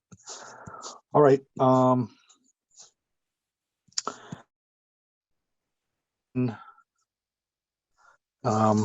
Brian, next steps. I mean, we'll get these questions and comments off to our TAC and see what they can come back with, and perhaps come back at the next meeting on December 15th. But in addition to that, what was there left on the roadmap here? Well, first of all, you're going to handle those questions to them, right, Mr. Chair? Yes. Okay, great. Just want to make sure that wasn't on my plate. So thank you. I didn't want to come back on the 15th and not have done it. So, Yep. and I anticipated it was you that would do it. Obviously, I just wanted to make sure. So I think on the 15th, as I've mentioned, we want to kind of also go through our, updated program as far as its impact on the sites and the buildings, and present that to the board. Is that right, Matt? I think that's right. Yeah, we're excited about the new program, and there's just a lot of information and graphics we want to share with you all. Okay. And if, as always, Brian, if we can get that ahead of time, just so again, the board can be a little more prepared and see that even. I think you already have a lot of it that we submitted on Friday, but if there's any updates on that or any changes, we'll submit that in advance, right, Matt? That's right. Yeah, okay. Hey, guys, just food for thought as you move forward on presenting that. I know we got, from what I'm hearing, great that you guys have put in a more of a full-size restaurant and 1,000 square feet, but then you've taken away the kind of convenience store cafe piece. I guess I always visioned it as two things, like one that has services for people on a daily basis, your dry cleaning, pickup, all of that, and one being a more full service restaurant to enjoy the lake. I didn't ever see it as one or the other. And so I just like, when you come back next week, to talk about your program. What services are you providing? Dry cleaner, pickup, concierge, how is the geez, I need Patriots are playing, but I don't have any chips. What do I do? You know, you got a lot of people there and you know, if this becomes a full restaurant, is it open in the morning? Are people waiting for the shuttle there? You know, what's happening? How does the daily life look like? And how are you servicing your 440 units? So I'd just like to hear that as you discuss next time. We appreciate that feedback and we'll be prepared to present that. Thanks. I wholeheartedly agree, Chip. I'd like to be at least two places, bakery and restaurant. That's what I saw it as and kind of think the place needs. Yeah, and not move that convenience away from the lake, which is look like what happened. It should be, you know, I want to go have a beer on the lake, not on the parking lot. And oh, by the way, the more that's on site, the less reason people have to leave to just go do that, right? I gotta go out to get this thing, right? A coffee, whatever that might be, right? So the more that's on site for the residents and perhaps the public in the area, yeah. All right, so we'll hear more on that next time. Perhaps updates on traffic. Anything else? We're moving forward with the Concom. So we keep progressing with them. So we're in tandem with your board with them. We'll be there again tomorrow night.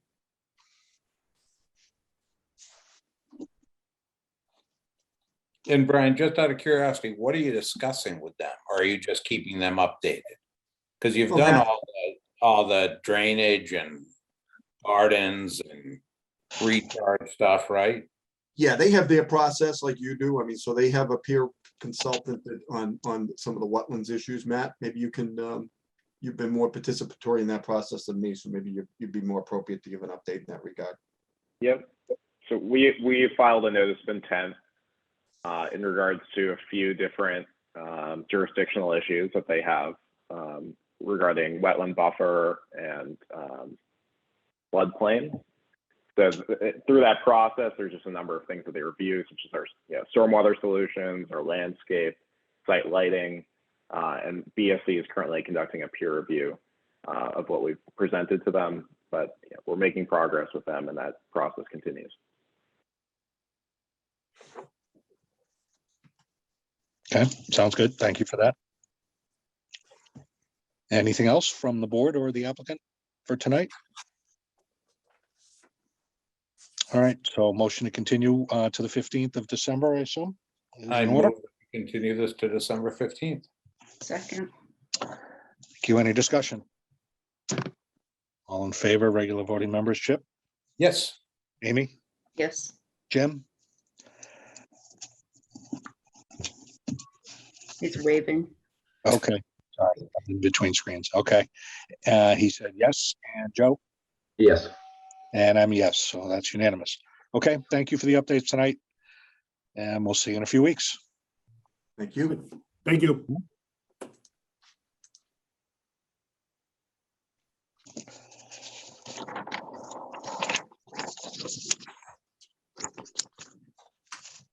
Okay. So our next new continued hearing also, I assume, Brian, in combination with the new hearing, the additional filing, Correct. we'll take these together. So 22-14, 22-15, and 22-26 Nellie Street Nominee Trust at 6 Nellie Street. Correct.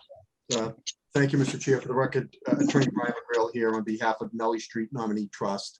Dr. Porchatti is here somewhere online. He is trustee of the trust. And in essence, the owner of the property at 6 Nellie Street. This project proposal, I should say, was before your board about 2 meetings ago. And it involves a conversion of a 2-family dwelling into a 3-family dwelling at 6 Nellie Street. We've requested a variance from some of the requirements under section 19032 G. And we also have requested a special permit. I think the way we had left it with the board, that the board was satisfied with what we had presented, but there was some certain clarifications that the board wanted before moving forward. And those included that the chair wanted us to identify what the square footage of the units were, because one of the requirements is that they all need to be 650 square feet or more. And you, Mr. Chair, wanted to know if we need to, if part of our variance request related to that. And then the other thing, board member Feely had requested, to refresh your memory on this project, that our site plan kind of showed not a marked parking area, just an area where cars could park, and we have represented that there was an ability to fit 6 cars there. And Mike said, you know, he would like it shown on the plan, put some dimensions on that area to just evidence that. So I'm going to bring up a plan that's going to address those concerns for the request. And then the other thing that we did after talking to the building inspector on this, I filed another application for this project subsequent to that hearing, and have requested a determination or finding under 19050, because this current 2-family dwelling is on an undersized lot. It doesn't meet the side yard setback, and as you know, as we presented at the last meeting, there's a small addition we're doing on the 3rd floor, and we felt that kind of as a belt and suspenders, it's finding as it relates to that. So that is the explanation for the application that is a new hearing tonight. So hopefully that kind of sets the table. Let me know when you can see the screen. You can see it. Okay, great. So these are kind of the updated plans to refresh the board's memory. This is the current structure. And this is what we had done by a professional engineer who has stamped this plan.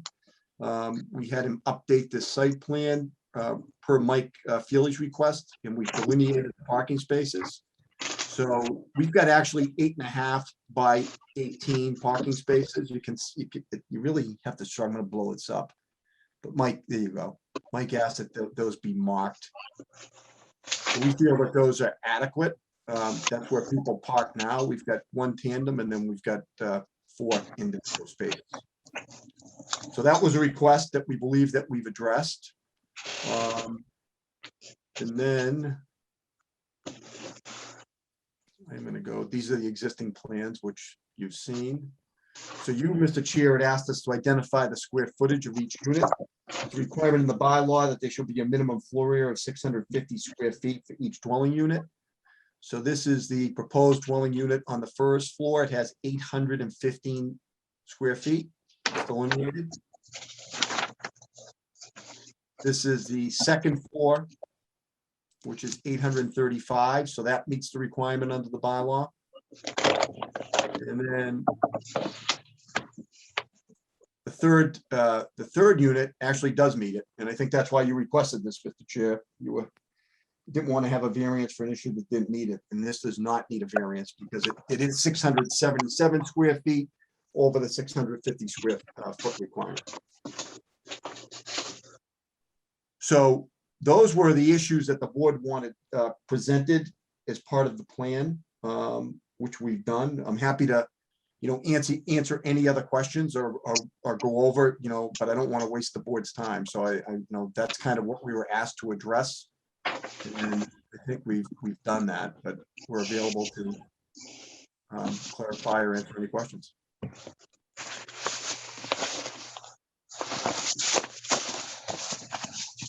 So Brian, just for review, we're hitting all 3 aspects. We've got a finding, a variance, and a special permit.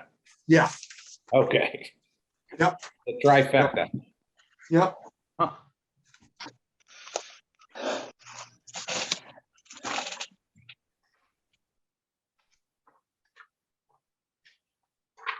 And the variance relates to the square footage of the lot and the minimum lot area per unit, which we went over. Does not relate to the minimum floor area of the units. We meet those requirements. The finding relates to the addition, which is going to go up on the 3rd floor to help with access of that unit, make it more of a livable unit. So that would be the nonconformity is exasperated, but not more detrimental to the neighborhood. Substantially more detrimental to the neighborhood, correct, Chip? And then the final is a special permit to convert the 2-family to the 3-family. The conversion has to meet all building codes, fire safety, and health regulations. We went over this at the last time. This was before the board. The fire chief issued a letter and talked about if it's substantial construction, then it might need to be sprinkled. So we've acknowledged that we're going to have a conversation with the fire department if this gets approved by the board to deal with any issues or concerns that they have prior to issuing the building permit. All right, Brian, if you can just back up 1 sec, I just want to clarify something that Chip just said, or if you stated. Is this the new finding? Is it just that we're altering a pre-existing non-conforming structure? Is there actually non-conformities that are being made worse? that we No, would have well, to find no. Are not substantial, or no? If you're just changing like the upper floor and not affecting setbacks or We're not height affecting, or, yeah, we're not. So this area right here, if you kind of can focus on this. Yep. So what's happening here, Dave? So look at the existing, I'm gonna go to the existing. So you're gonna see the existing footprint on the first floor is not gonna change, on the second floor. And this is the third floor. And this is where you're gonna see a change. So this is the proposed first floor, nothing's changed. Second floor is not changing. Third floor is right here. This is being added. You're gonna see it in a minute on the elevations. Here you go, right in this area. And the other change is, right now, there's 2 dormers here. This is gonna be made into 1 dormer. Ed Dormer. Dormer, thank you. but is it already Why like, do you need the finding, Brian? What, Chip? So today's question, why do you need the finding? Well, because we've got a non-conforming structure, right? And we're altering it. And, you know, But you're not extending it. getting- At today's point, you're not, oh, it's just the structure in general. Correct. Because Okay. we've got a, non-conforming lot and we're increasing it. And then the other part of the variance is, as you know, is it's a request to be able to, from the requirement that we can't increase the volume. So that was the other aspect of the bylaw, to allow the volume to be increased for this, to make this third apartment, in essence. If you look at the floor plan. And that's 19032G, right? Correct, which says that you can't expand the footprint or the volume. We're not expanding the footprint, but we are expanding the volume. It's gonna make this much more functional unit and allow for that second means of egress to be proper. If you take a look at this. And now go to the third floor. This allows our second means of egress and allows the bedroom to make it a more functional, compliant, over 600 square foot, 650 square foot. apartment.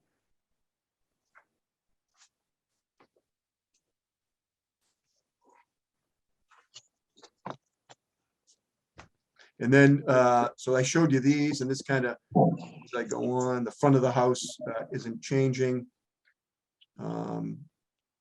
This might mean something to Mr. McBain, not me.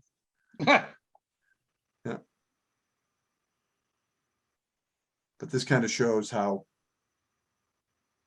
there's a double dormer in this part that gets.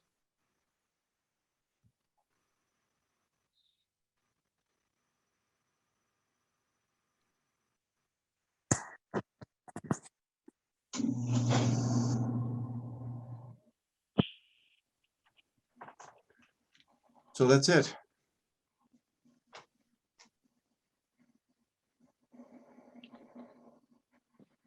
But as you can see here, we're not increasing the height. Peak of the roof isn't, we're not going above that.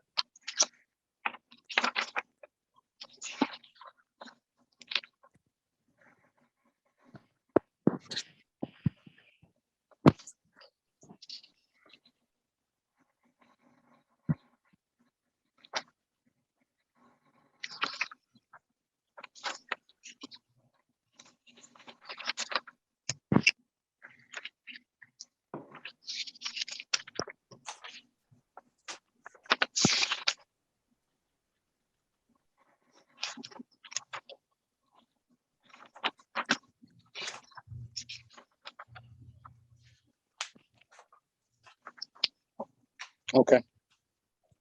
I was just looking at my copy of the plans as well. Any other comments, questions, board members? I think they've addressed our concerns and comments from last time, as Brian noted.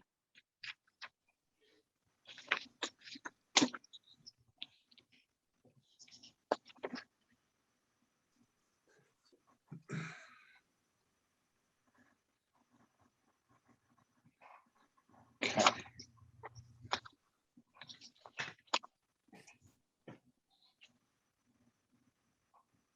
So again, the finding would be that you're altering a pre-existing non-conforming structure in use. The variance is the fact that it already doesn't meet the requirements of 190-32G, right? Yeah, from the perspective of lot area, Yeah, minimum lot area for per unit, and then increase of the volume. You know, as we talked about, you know, at the prior meeting, this is a 3-family use. You know, that you know, arguably, you know, Dr. Porchatti could have made the argument of a grandfather, but he just wants to make it more functional. It's a great opportunity to provide a rental unit without having a major impact, which, you know, are needed in the town of Wakefield. So. Brian, can I see the parking again? Oh, sure. Is that Mike? Yes. Sorry. Yep, you got it, Mike. There you go.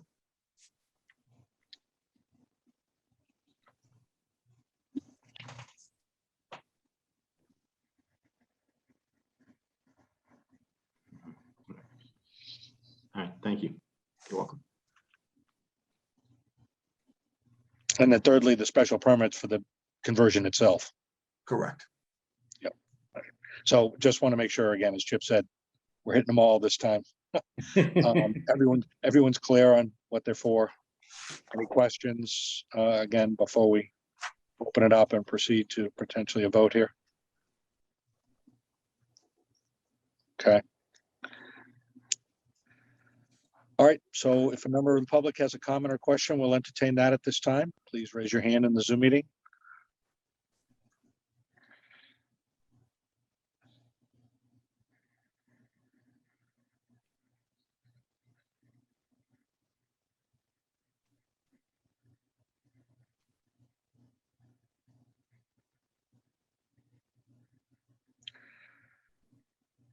Okay, seeing none, we'll close it to public testimony.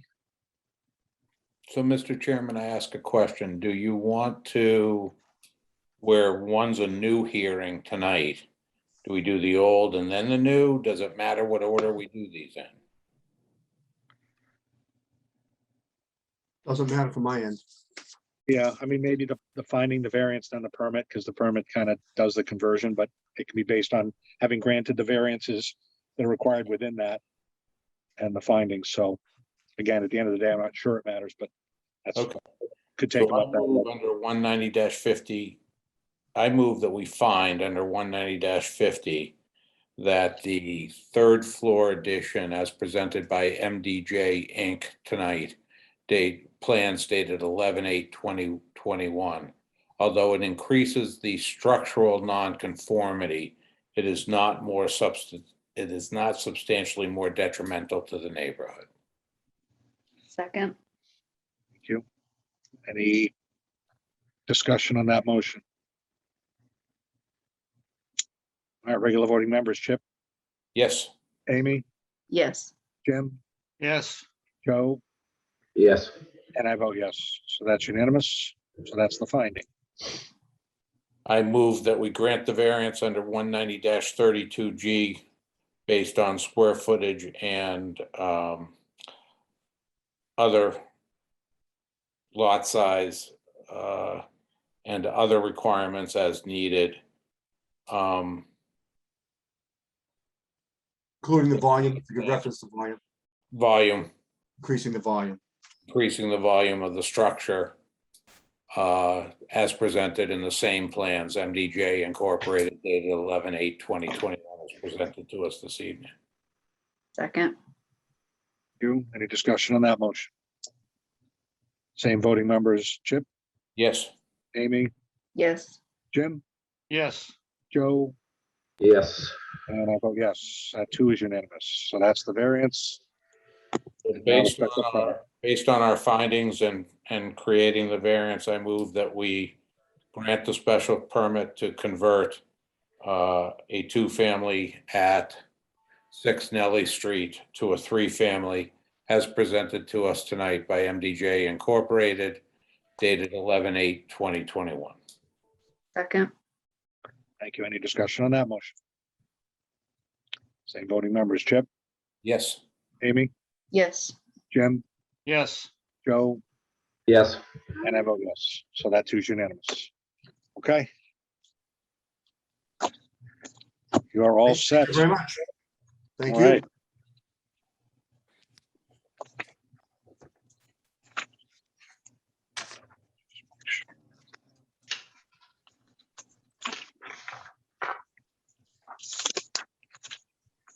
Making sure I stamp the plans, so I don't get yelled at by Gail tomorrow. Oh, she never yells.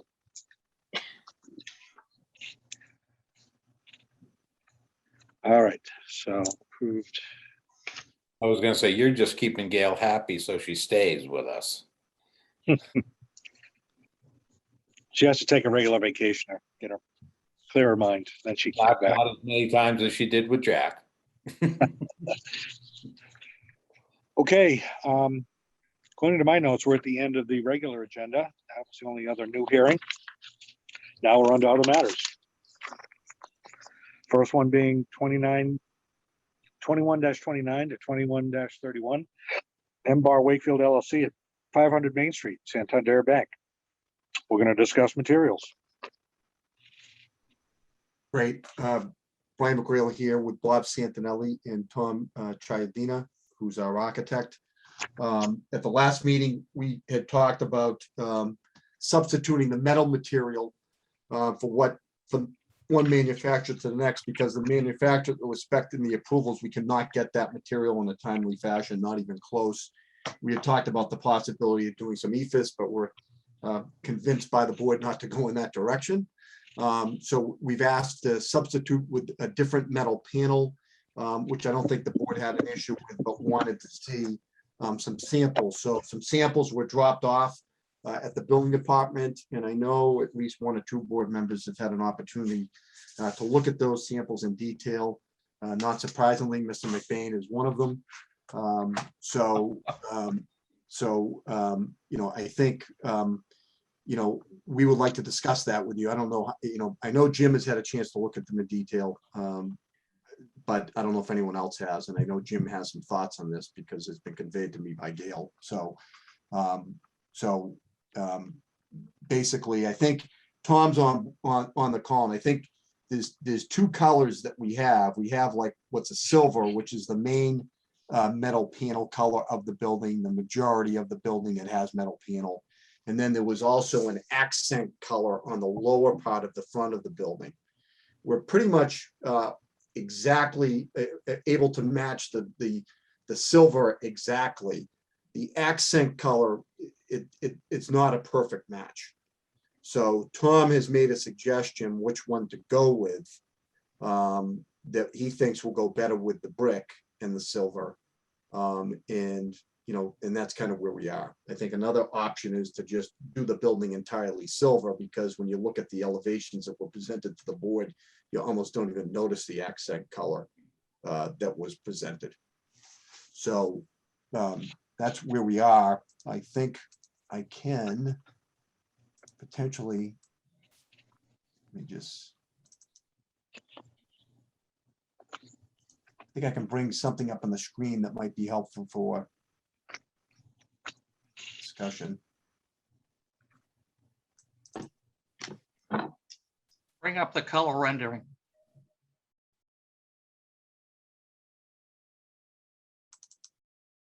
Okay.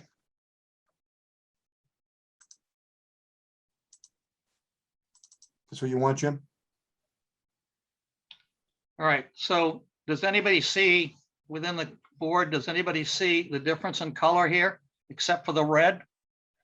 Mhm. There's actually two different colors.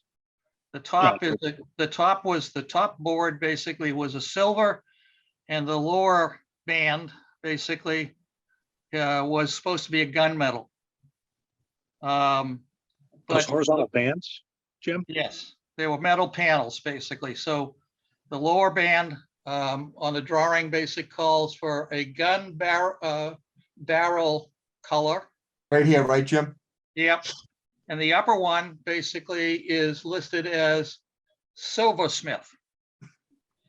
But they, as normal, basically, printer isn't that distinctive in this case. So what has, and I had basically taken pictures of, and I think I sent it to everybody a week or more ago, well, last time when we were talking about substituting stucco in these areas, or at least somewhere on this building. So there were two colors basically, and they are slightly, one's gray, one's silver, which doesn't show up in this thing here. So what has been suggested is two other colors, which one is sort of very dark and the other one's sort of a medium color, but more of a bronzy type of color. So given that we've all seen this image in the rendering, I'm suggesting that the lighter color that they have in the metal samples, which is a silvery color, be used at both levels, since it's really what we think we're getting. Anything other than that will change it. And you can see here, so the one on the right is close to what was originally intended for that upper level. The two other ones basically are being suggested as being in the band color below. And they're just too strong a difference. The other one, like I say, that was originally coming here was more of a gray tone, not so far off basically from the silver, but it is more gray. So I'd suggest let's keep this simple and just do the one on the far right on both bands, as it implies basically in the rendering. I would have Both been bands should surprised if definitely they be the saw two same. colors. One at a time. Ladies before gentlemen, go ahead, Amy. No, I'm saying both bands definitely need to be the same color. Okay, Chip? Is I that you, just- John? I would have been surprised to have seen two colors up there. Mhm. And what about that darker band on the right with Santander? That's brick. Black brick? That's black brick. Yeah, it's a dark gray brick. Okay. Okay, but that wasn't in question here. It was just these Oh. bands, these metal. Yes.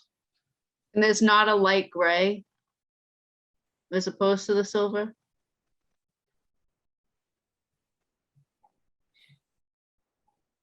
Brian? You're According on to, mute. according to Brian, under this manufacturer, there is not. Okay. I think the gray would be better, but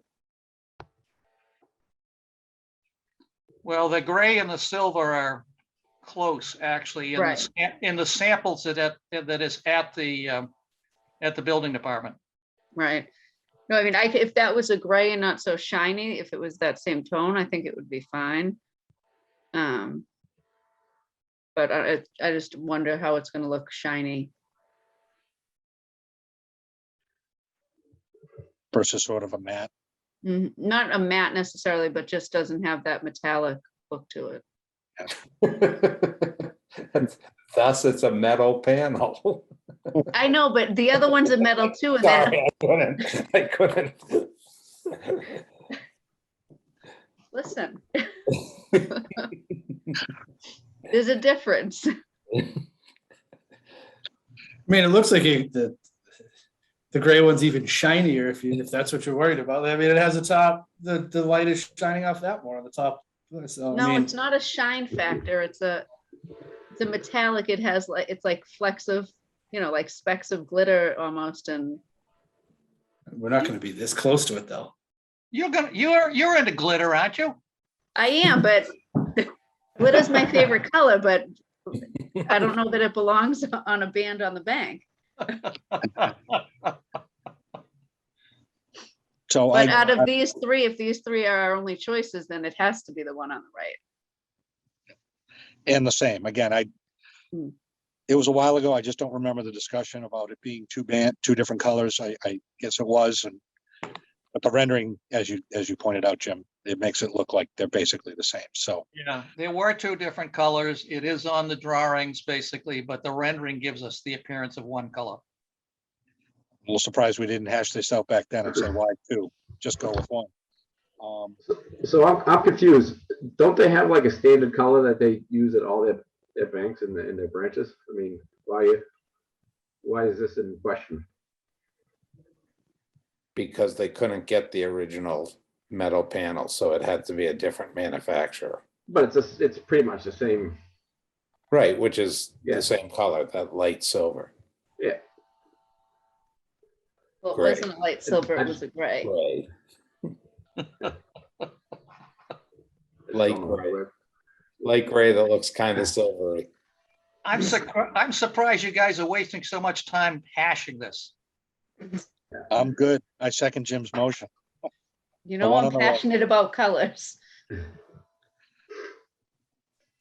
Wait till Yeah. Crescent Street, you'll have all the fun you want. Good. All right, so is there anything else? Sounds like we have I don't think we need a vote, right? no, the one on the right. What is the name of that?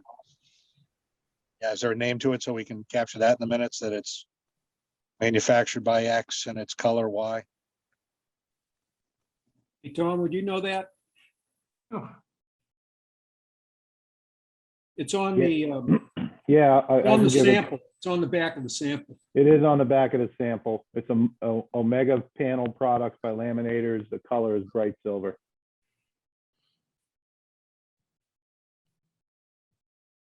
Okay, thank you, Tom. Okay, anything else? See, they're moving earth around there. Bob, good to see. We are. Keep Thank it going. goodness. Yeah, keep the snow away. Well, all right. Well, thanks for coming in and your patience. Thank you, Mr. Chairman and board members. Yeah, thank you for working with us on this, with the Appreciate it. material problems with COVID.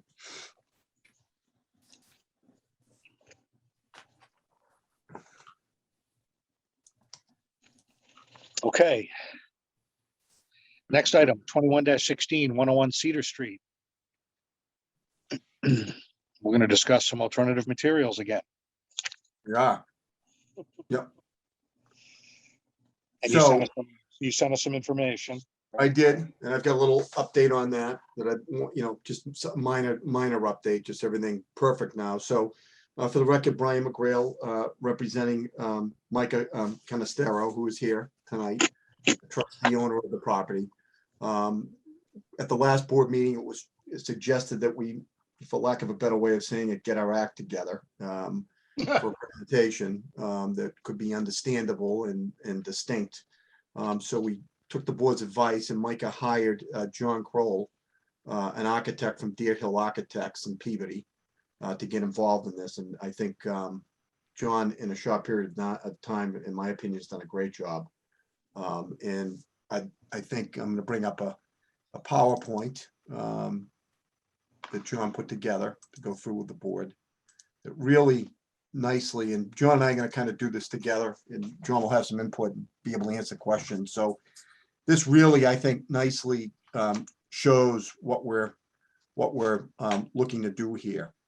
So this elevation that you see is what was approved by the board, and we thought it would be helpful to kind of delineate right here what we're looking to change, and then we're going to get into some specifics and plans to follow.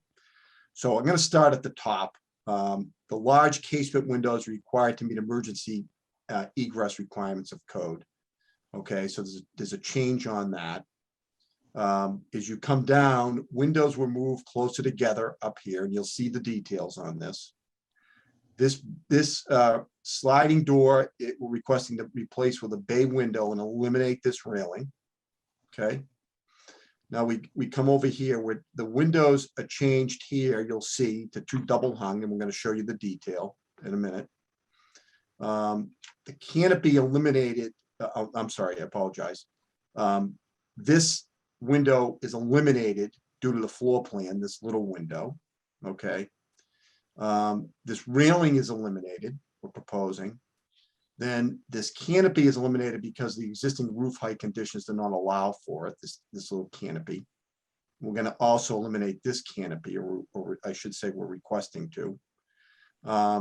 This entrance will be replaced with windows. These windows will be eliminated due to a floor plan change. This window will be smaller because of a kitchen. And then these windows are changed in this area. We've made some changes to the front stairs, which has altered our landscaping plan, which we'll show you. And we also have requested to have 2 front doors. So that's just kind of an overview, and let's go into a detail on each side of the building. Okay, so I guess probably a good place to start is the front. So what we're proposing on the top part of the building, and this is the detail that, really, when we've been trying to do this, was not presented in good detail or fashion to the board, but now it's going to be tonight. So this front part of the building, what John wants to do is he wants it to be board and batten accent instead of the clapboard up in this area. Then we're asking for this. See how the 2 windows were up here? We're asking to replace it with 1. This was a sliding door. We're asking to replace it with a bay window. There was already a window there. So that really isn't changing. And then material, we had talked about aluminum siding. We've been convinced by the board that we're going to stay with the hardy plank lap siding and ASAC trim material. Railing has been eliminated. And now we're going to go to this. The transom window shown on the rendering is removed to allow for kitchen cabinets. So you see that transom window on the picture, that's been removed. A new second door, front door is added based on the floor plan revisions. And the existing front door is removed and new door installed to allow for the construction of a new compliant interior stair. These doors will now match. We're going to show you details on some of the doors and windows in a little bit. But that was an issue. If you remember, we had side lights on one door before. Also, the new staircase is at Center Bay to allow for a new sewer clean out. The town had to put a sewer clean out in, and it was going to be under the stairs where we had it. So, we've actually, we're asking to move the staircase to the center, which I think actually looks nicer for the building anyways, but you're more qualified to decide that than me. So now we'll move to the side of the building. So the existing windows, you can see up here how they were. They're replaced with casement windows required to meet emergency egress requirements of the code. So you can see the difference of what was up here, what's being proposed. I don't think it's a big change. It's really a change in window. This here, smaller window shown on rendering removed due to the floor plan change. We had that little window up here. That is now gone. Okay. The existing triple hung windows on the side, existing triple windows are changed to 2 double hungs. Okay. Then I'm going to go to the back of the building. So you can kind of see what it was here before, this back side. It's a smaller window required at the kitchen compared to what was there before. 3 existing double hung windows were there. They're replaced with 2 larger double hung. And the 3 existing triple double hungs replaced with 2 larger double hungs to meet egress code for a bedroom.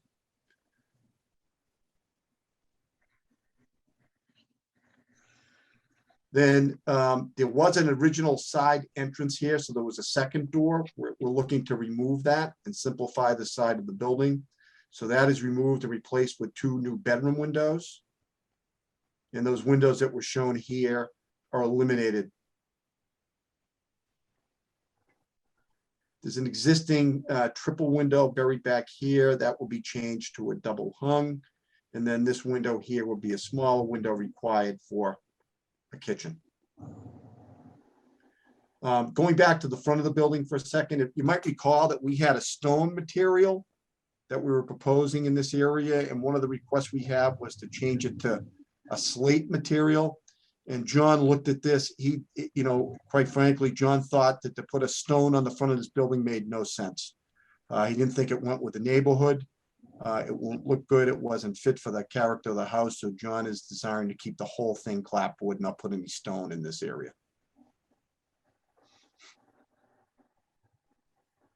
So moving down, now this is the other side of the house, which really, quite frankly, the board really didn't focus on. So we're saying previously approved as what was there, but we, you know, your board really, you know, there wasn't a lot of concern on this side of the building because not a lot was being changed anyway. So, so when we say previously approved, it was really what was there. I'll let you digest this instead of, you know, I'm going to let you look at it instead of me spoon feeding it, because I don't think there's too many changes here. Just kind of shifting around of windows.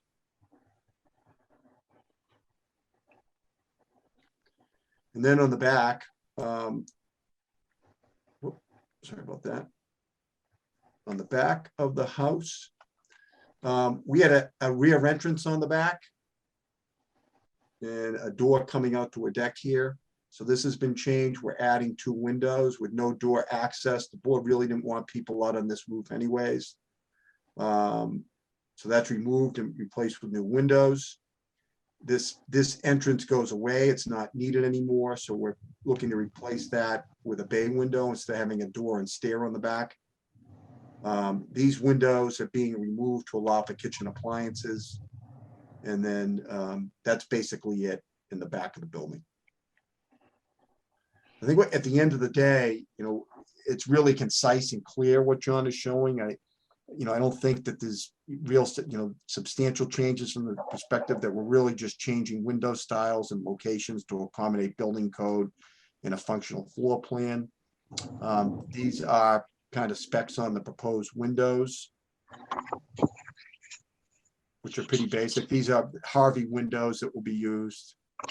The front door we put in here.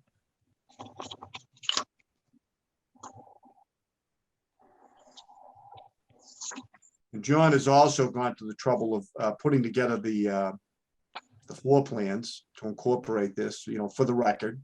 So the board really, you know, I think spent some really significant time on this. So I don't know how interesting. So Brian, that staircase is a double staircase. That's not what you're showing in the elevation. Hold on a second. In the front of the building, the entry. Yep. John, you want to touch on that? Yeah, the floor plan is wrong. The elevation is correct. Okay. Okay. Yeah, it was originally gonna be, we got rid of that, right? Because we shifted it over, John? Yep. Yeah. Good point. So that's sheet A1. A1. John, do you have anything to add? Or did I do a decent job? I think you did quite a nice job. So I've captured everything that you've, Yep, I just, you know, I want to point out that some of the Windows changes we made were a direct result of trying to meet the codes. A lot of each bedroom needs a window of a certain size to get out in case of a fire. And the previous designer just didn't acknowledge that and left a lot of sort of windows that were existing in the building but didn't meet the code. So a lot of our window changes were driven by the egress code.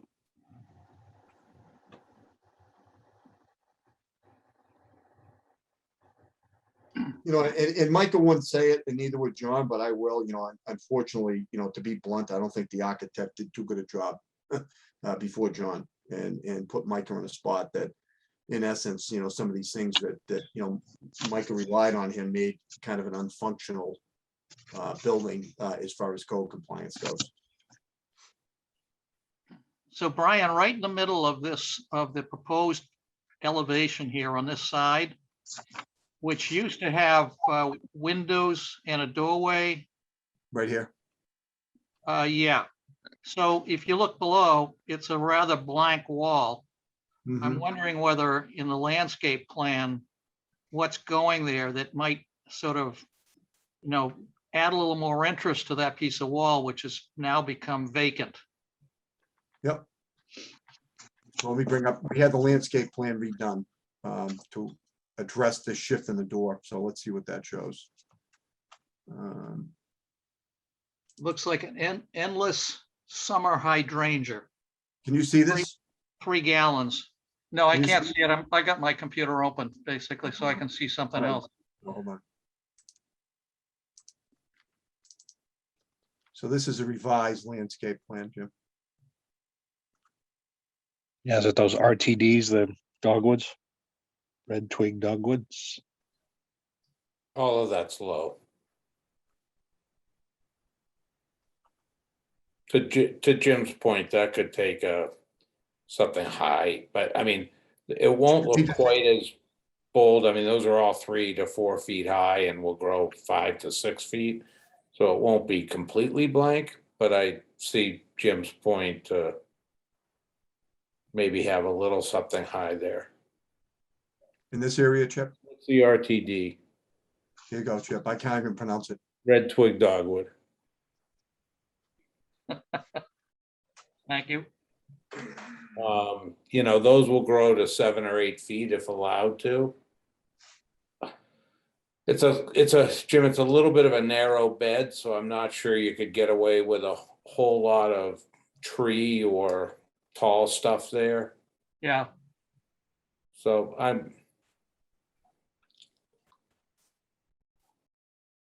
mean, the house itself is fairly long, and it would be nice to sort of break it up. And, you understand the planting better than I do. I see a place or two maybe where that wall can be broken up a little more just with planting and not with architecture. yeah, certainly you could do a tall column or something there to break up that wall. I'm sure we'd have no objections to that.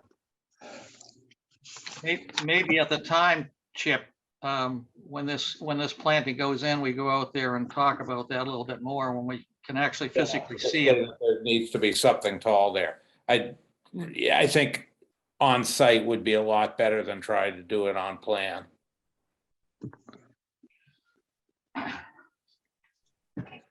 Okay.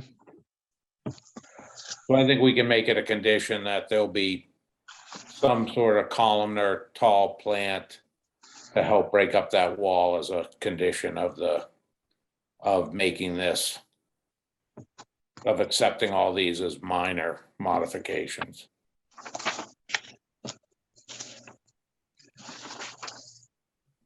Okay. If that's possible.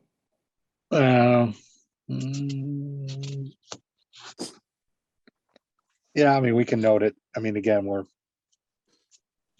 You can put it in yeah, you can put in your letter to the building inspector, Mr. Chair. yeah. And we'll get an update on sheet A1 just to make it correct, right? Yeah, John, you can do that, right? Certainly. In fact, I'm sure it's already done and somehow I downloaded the wrong file. All right, board members, any other comments, questions on the changes? Again, it is a lot of windows, as they said. It's more clearly articulated here, but there were a few other changes. The landscape plan shows the center porch, center stage. And we adjusted the walk. Now it's a single walk, Chip. Remember, it was a double Right, walk. Yeah.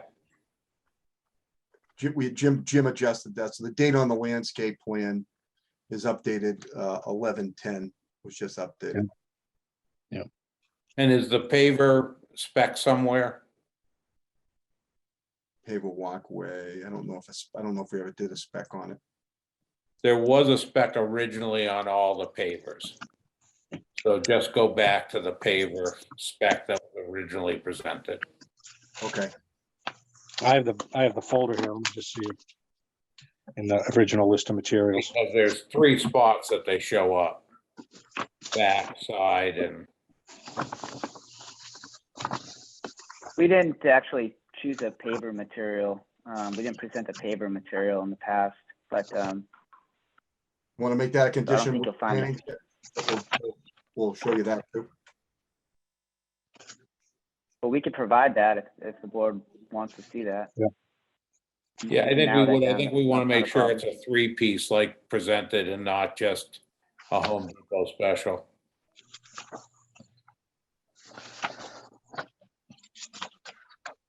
Yeah, nothing in the plans.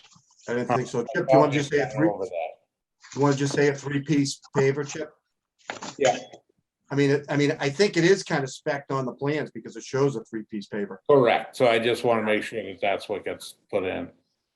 You With got a, that, Micah? Oh, with a sure. border. See how the front has a border? On the right and left side. You got it, Micah? Yeah, no, that looks, sounds great to me. What Chip is saying, when they lay this, make sure they put this border on the edge. Yeah, that's no problem. Yeah, All right. as presented. And we'll get some sort of cut sheet or spec on what that paver is. Okay, Do you need that, Chip, or is this plan all right? Well, I think the building department needs it. Okay, I think it needs to be stated what it's gonna be so that somebody can say, yep, okay, that went in. John Crawl, is that something you can help with? Absolutely, yep. Yeah, so maybe, Um, yeah. I'm gonna recommend what's in my backyard. So John, to make it easy, you're gonna update your plan for the floor plan. Can you put the spec of the paver on your plan? Certainly. Don't you think that'd be better, guys, to just have it on the plan? Yep, I also think that I assume this plan or these documents are going into the building department to substitute what's already permitted. Correct. so if you can get those to me, then the letter that I would author Yep, acknowledging that these were minor mods would say, based on the attached or enclosed plans, right? yeah. And To John, reflect- you're Yeah. gonna update this and can you put a date on these plans, John? Today's date? I put it on the name of the file, but I don't think I put it on the drawings themselves, and I would certainly do that. Could you? Yep. And can you put your stamp on them too, John? Yep. Because we don't have anything that you're on here, that should be on there, that you prepared them. Okay, everything but the landscape plan, I obviously can't. That's right. can't- Yeah, that's already been, yeah, exactly. Yeah.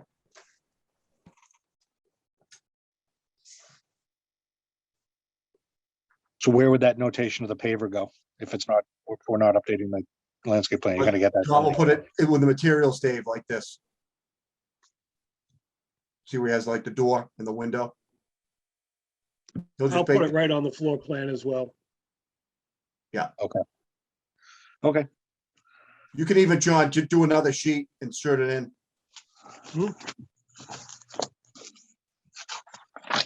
okay. Just getting my notes, making sure I know what to expect. Okay. All right, anything else, board members?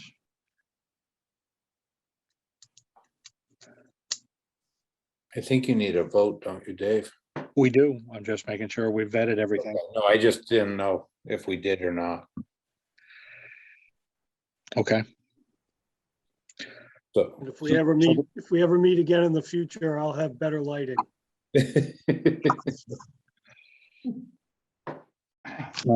so. I mean, we could note that it's on the plans presented tonight, but we know that they'll get final dates and stamps and the updates we talked about, but at least a vote tonight would be on these plans that were presented and stamped this evening.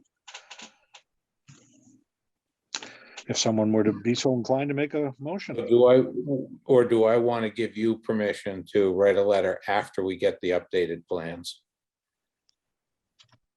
Recommending that I these, could changes presented tonight are minor modifications to our approved. Right, and that we allow you to write the letter once we get them adjusted plans. Perfect. So I move that we allow what was presented tonight be minor modifications, and that Dave write a letter stating such to the building inspector once he receives the new set of plans with the documentation that we have requested.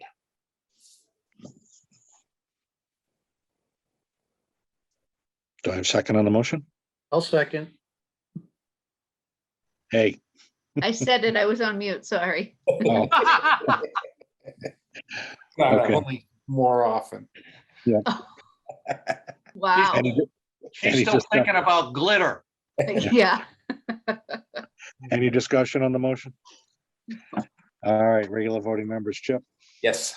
Amy, Yes, Jim, Yes, Joe, Yes. and I vote yes. Okay. Thank you for the updated plans and Much better, thank you. Thank you. I had to go Thank around you. the Good detour night. last night, doing work on the street right in front of the property.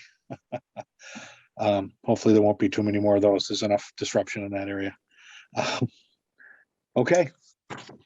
Thank you, Mr. Chair, members of the board. Thank you. Okay. Thanks, Brian. I think we're done for the evening, right? Nothing, No. any other matters not We have previously to considered? approve minutes. Oh, of course, but just any other matters that have come up in the last 48 hours weren't previously contemplated. Any clerk or board comments?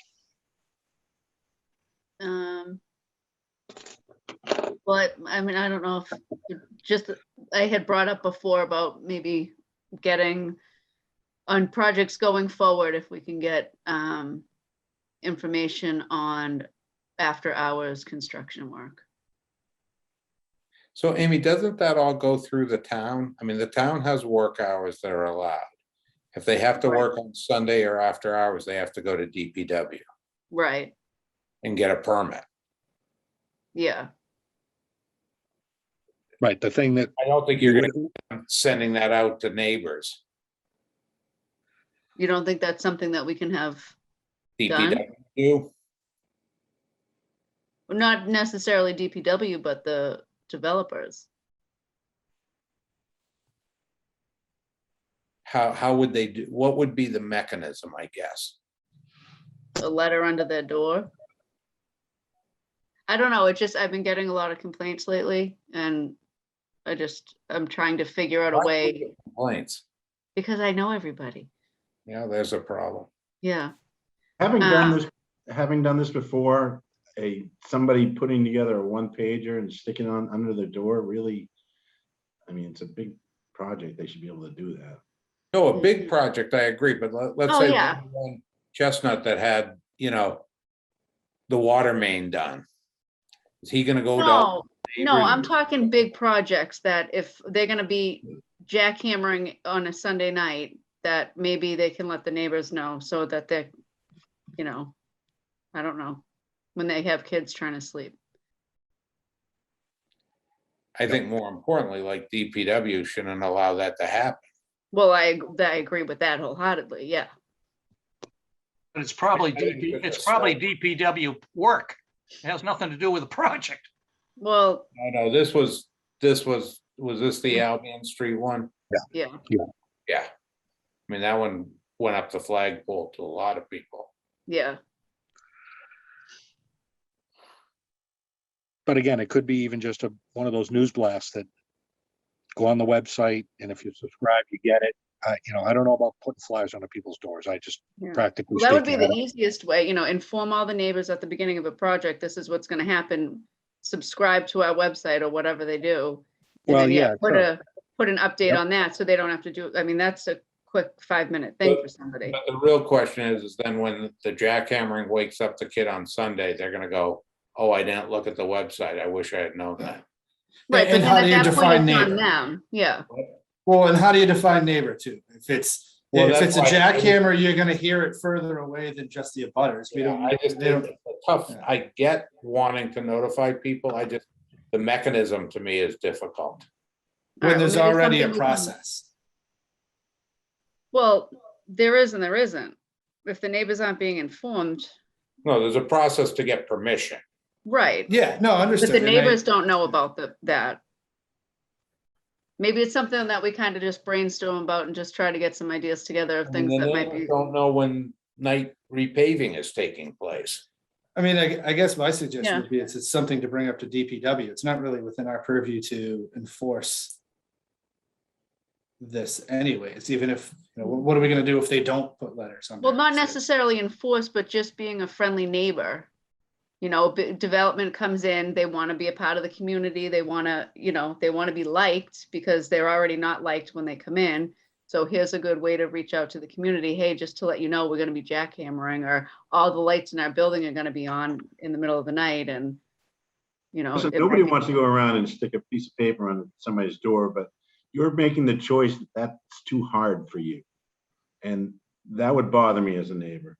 Hmm. I guess I'm not saying they shouldn't do it. I'm just saying, is this the right? when Well, they that's- have to I don't go know to what the right That's thing why is. do we just bring it up to the DPW and say, hey, part of your process should be forcing them to, or what, not forcing, but So when the town rather does, than us. Yeah. so like when the town does the Yeah. high school or any Yeah. of that, there's websites set up. Yeah, they put something on your door. They just did my street a few years ago. Yeah. I get stuff in my mail from DPW though, if they're doing street work. I get stuff all the time. Yeah, so that's what I'm saying. Should we raise this with DPW? It shouldn't be a zoning board issue. Putting a condition in that then they go tell DPW, hey, DPW, zoning board told us to tell you to do this. No, but I'm talking more along the lines of if it's the developer doing the work. Because I think we had two things that were going on Albion Street. I think there was something happening with DPW and something happening with the building.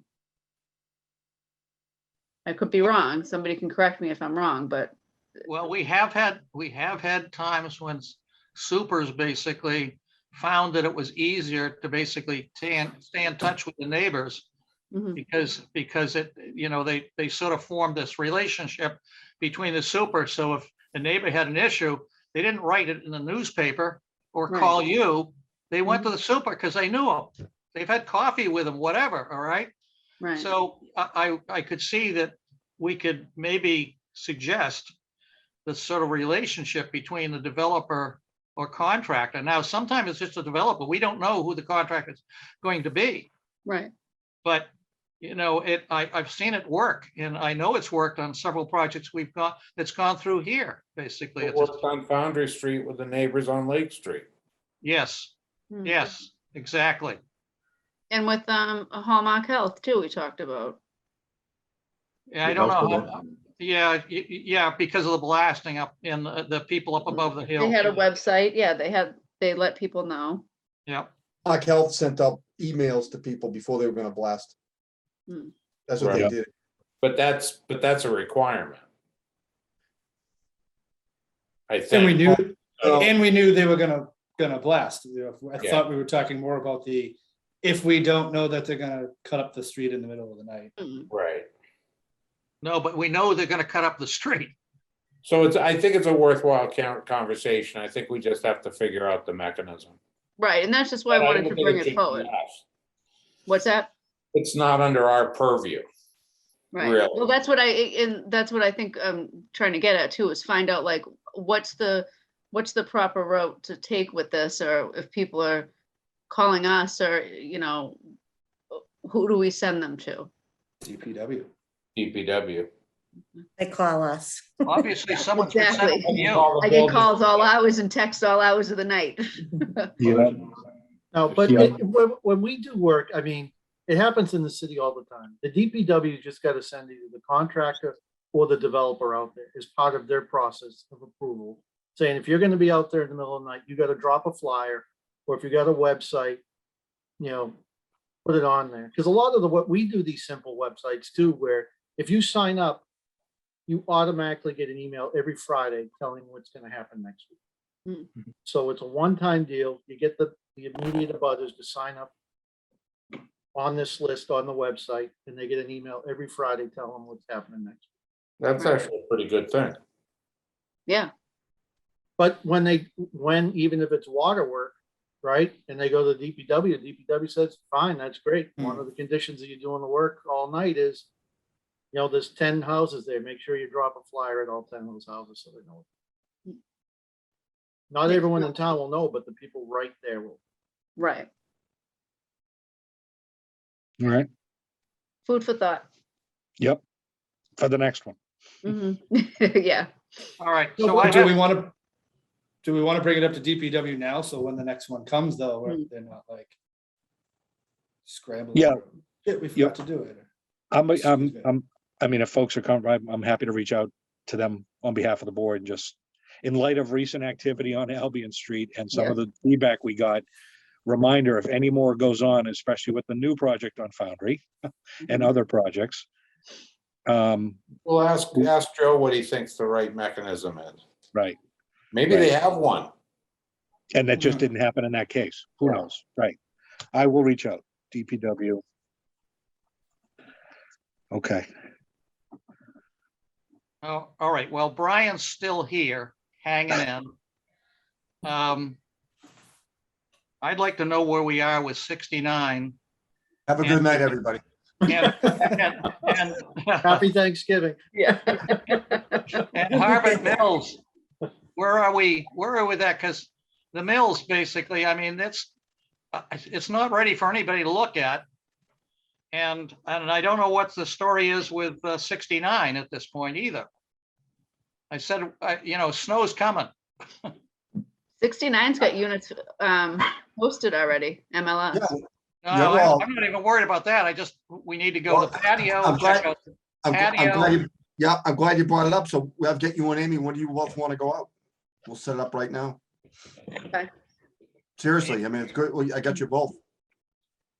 And I'll just tell them that's when we're doing it. So that works. Okay. Want to do it Monday maybe, or Um, Amy after hours? What works for your schedule? Let me see, Monday. Turned it right back around on you guys. Yeah, I could do Monday like 5 or after, if that's Jim, not is too late. the dock okay, Jim? In the dock? Yeah, that's a little tough. Oh, I forgot that it's dark at like 3. Or- What about Monday at 3? That's fine with me. Yep, I'm fine. Okay. Yeah. I thought that dark comment was an old joke. He does, like Jim won't drive there. No, he doesn't want it. 5 interferes with the blue hair. Play special. Oh, these smart asses. Okay. Was there another one? That still leaves us with Harvard Mills. They're not ready. They're not, well, they're Did they gonna, ask for a temporary and did they get yeah. it? Well, no, because they gotta still work some things out with Benny, but I think you guys are done with them until they come back for a final CO. Do we have an When estimated did they have to finish work date? out with Benny, like sidewalks? December. Yeah, the end of December, Amy. End of December? If you're concerned, I mean, I know they're working on landscaping, Jim. You know, you're concerned that you won't be able to inspect the landscaping before the snow falls? Well, there'll be a lot of dead bushes come. It's supposed to snow next week. Spring. Yeah. Next week? 30% chance of snow showers Monday night. It's way too far out. Well, yeah, supposedly there's a big storm coming all the way from the Midwest or something. No. No. I want to move. Well, Jim, why don't you and I, we'll meet, why don't you and I meet at Harvard Mills like at 2:30 on Monday and take a little walk around and see where they're at. Oh, well, I want to do that too. All right, then we'll do it afterwards. Okay. I'll bring a flashlight. Okay. Yeah, because at the last meeting that the board said, you know, pending these walkthroughs and stuff, we'd issue letters. And, you know, I haven't done anything, right? I haven't Right. issued any letters because I haven't been given the go ahead that That's right. we're prepared to sign off. So. Correct. No, I'm If you guys- actually glad Jim brought this up. So thank you. So, So if you bring your flashlight, Amy will wear her glitter and we'll get a real show.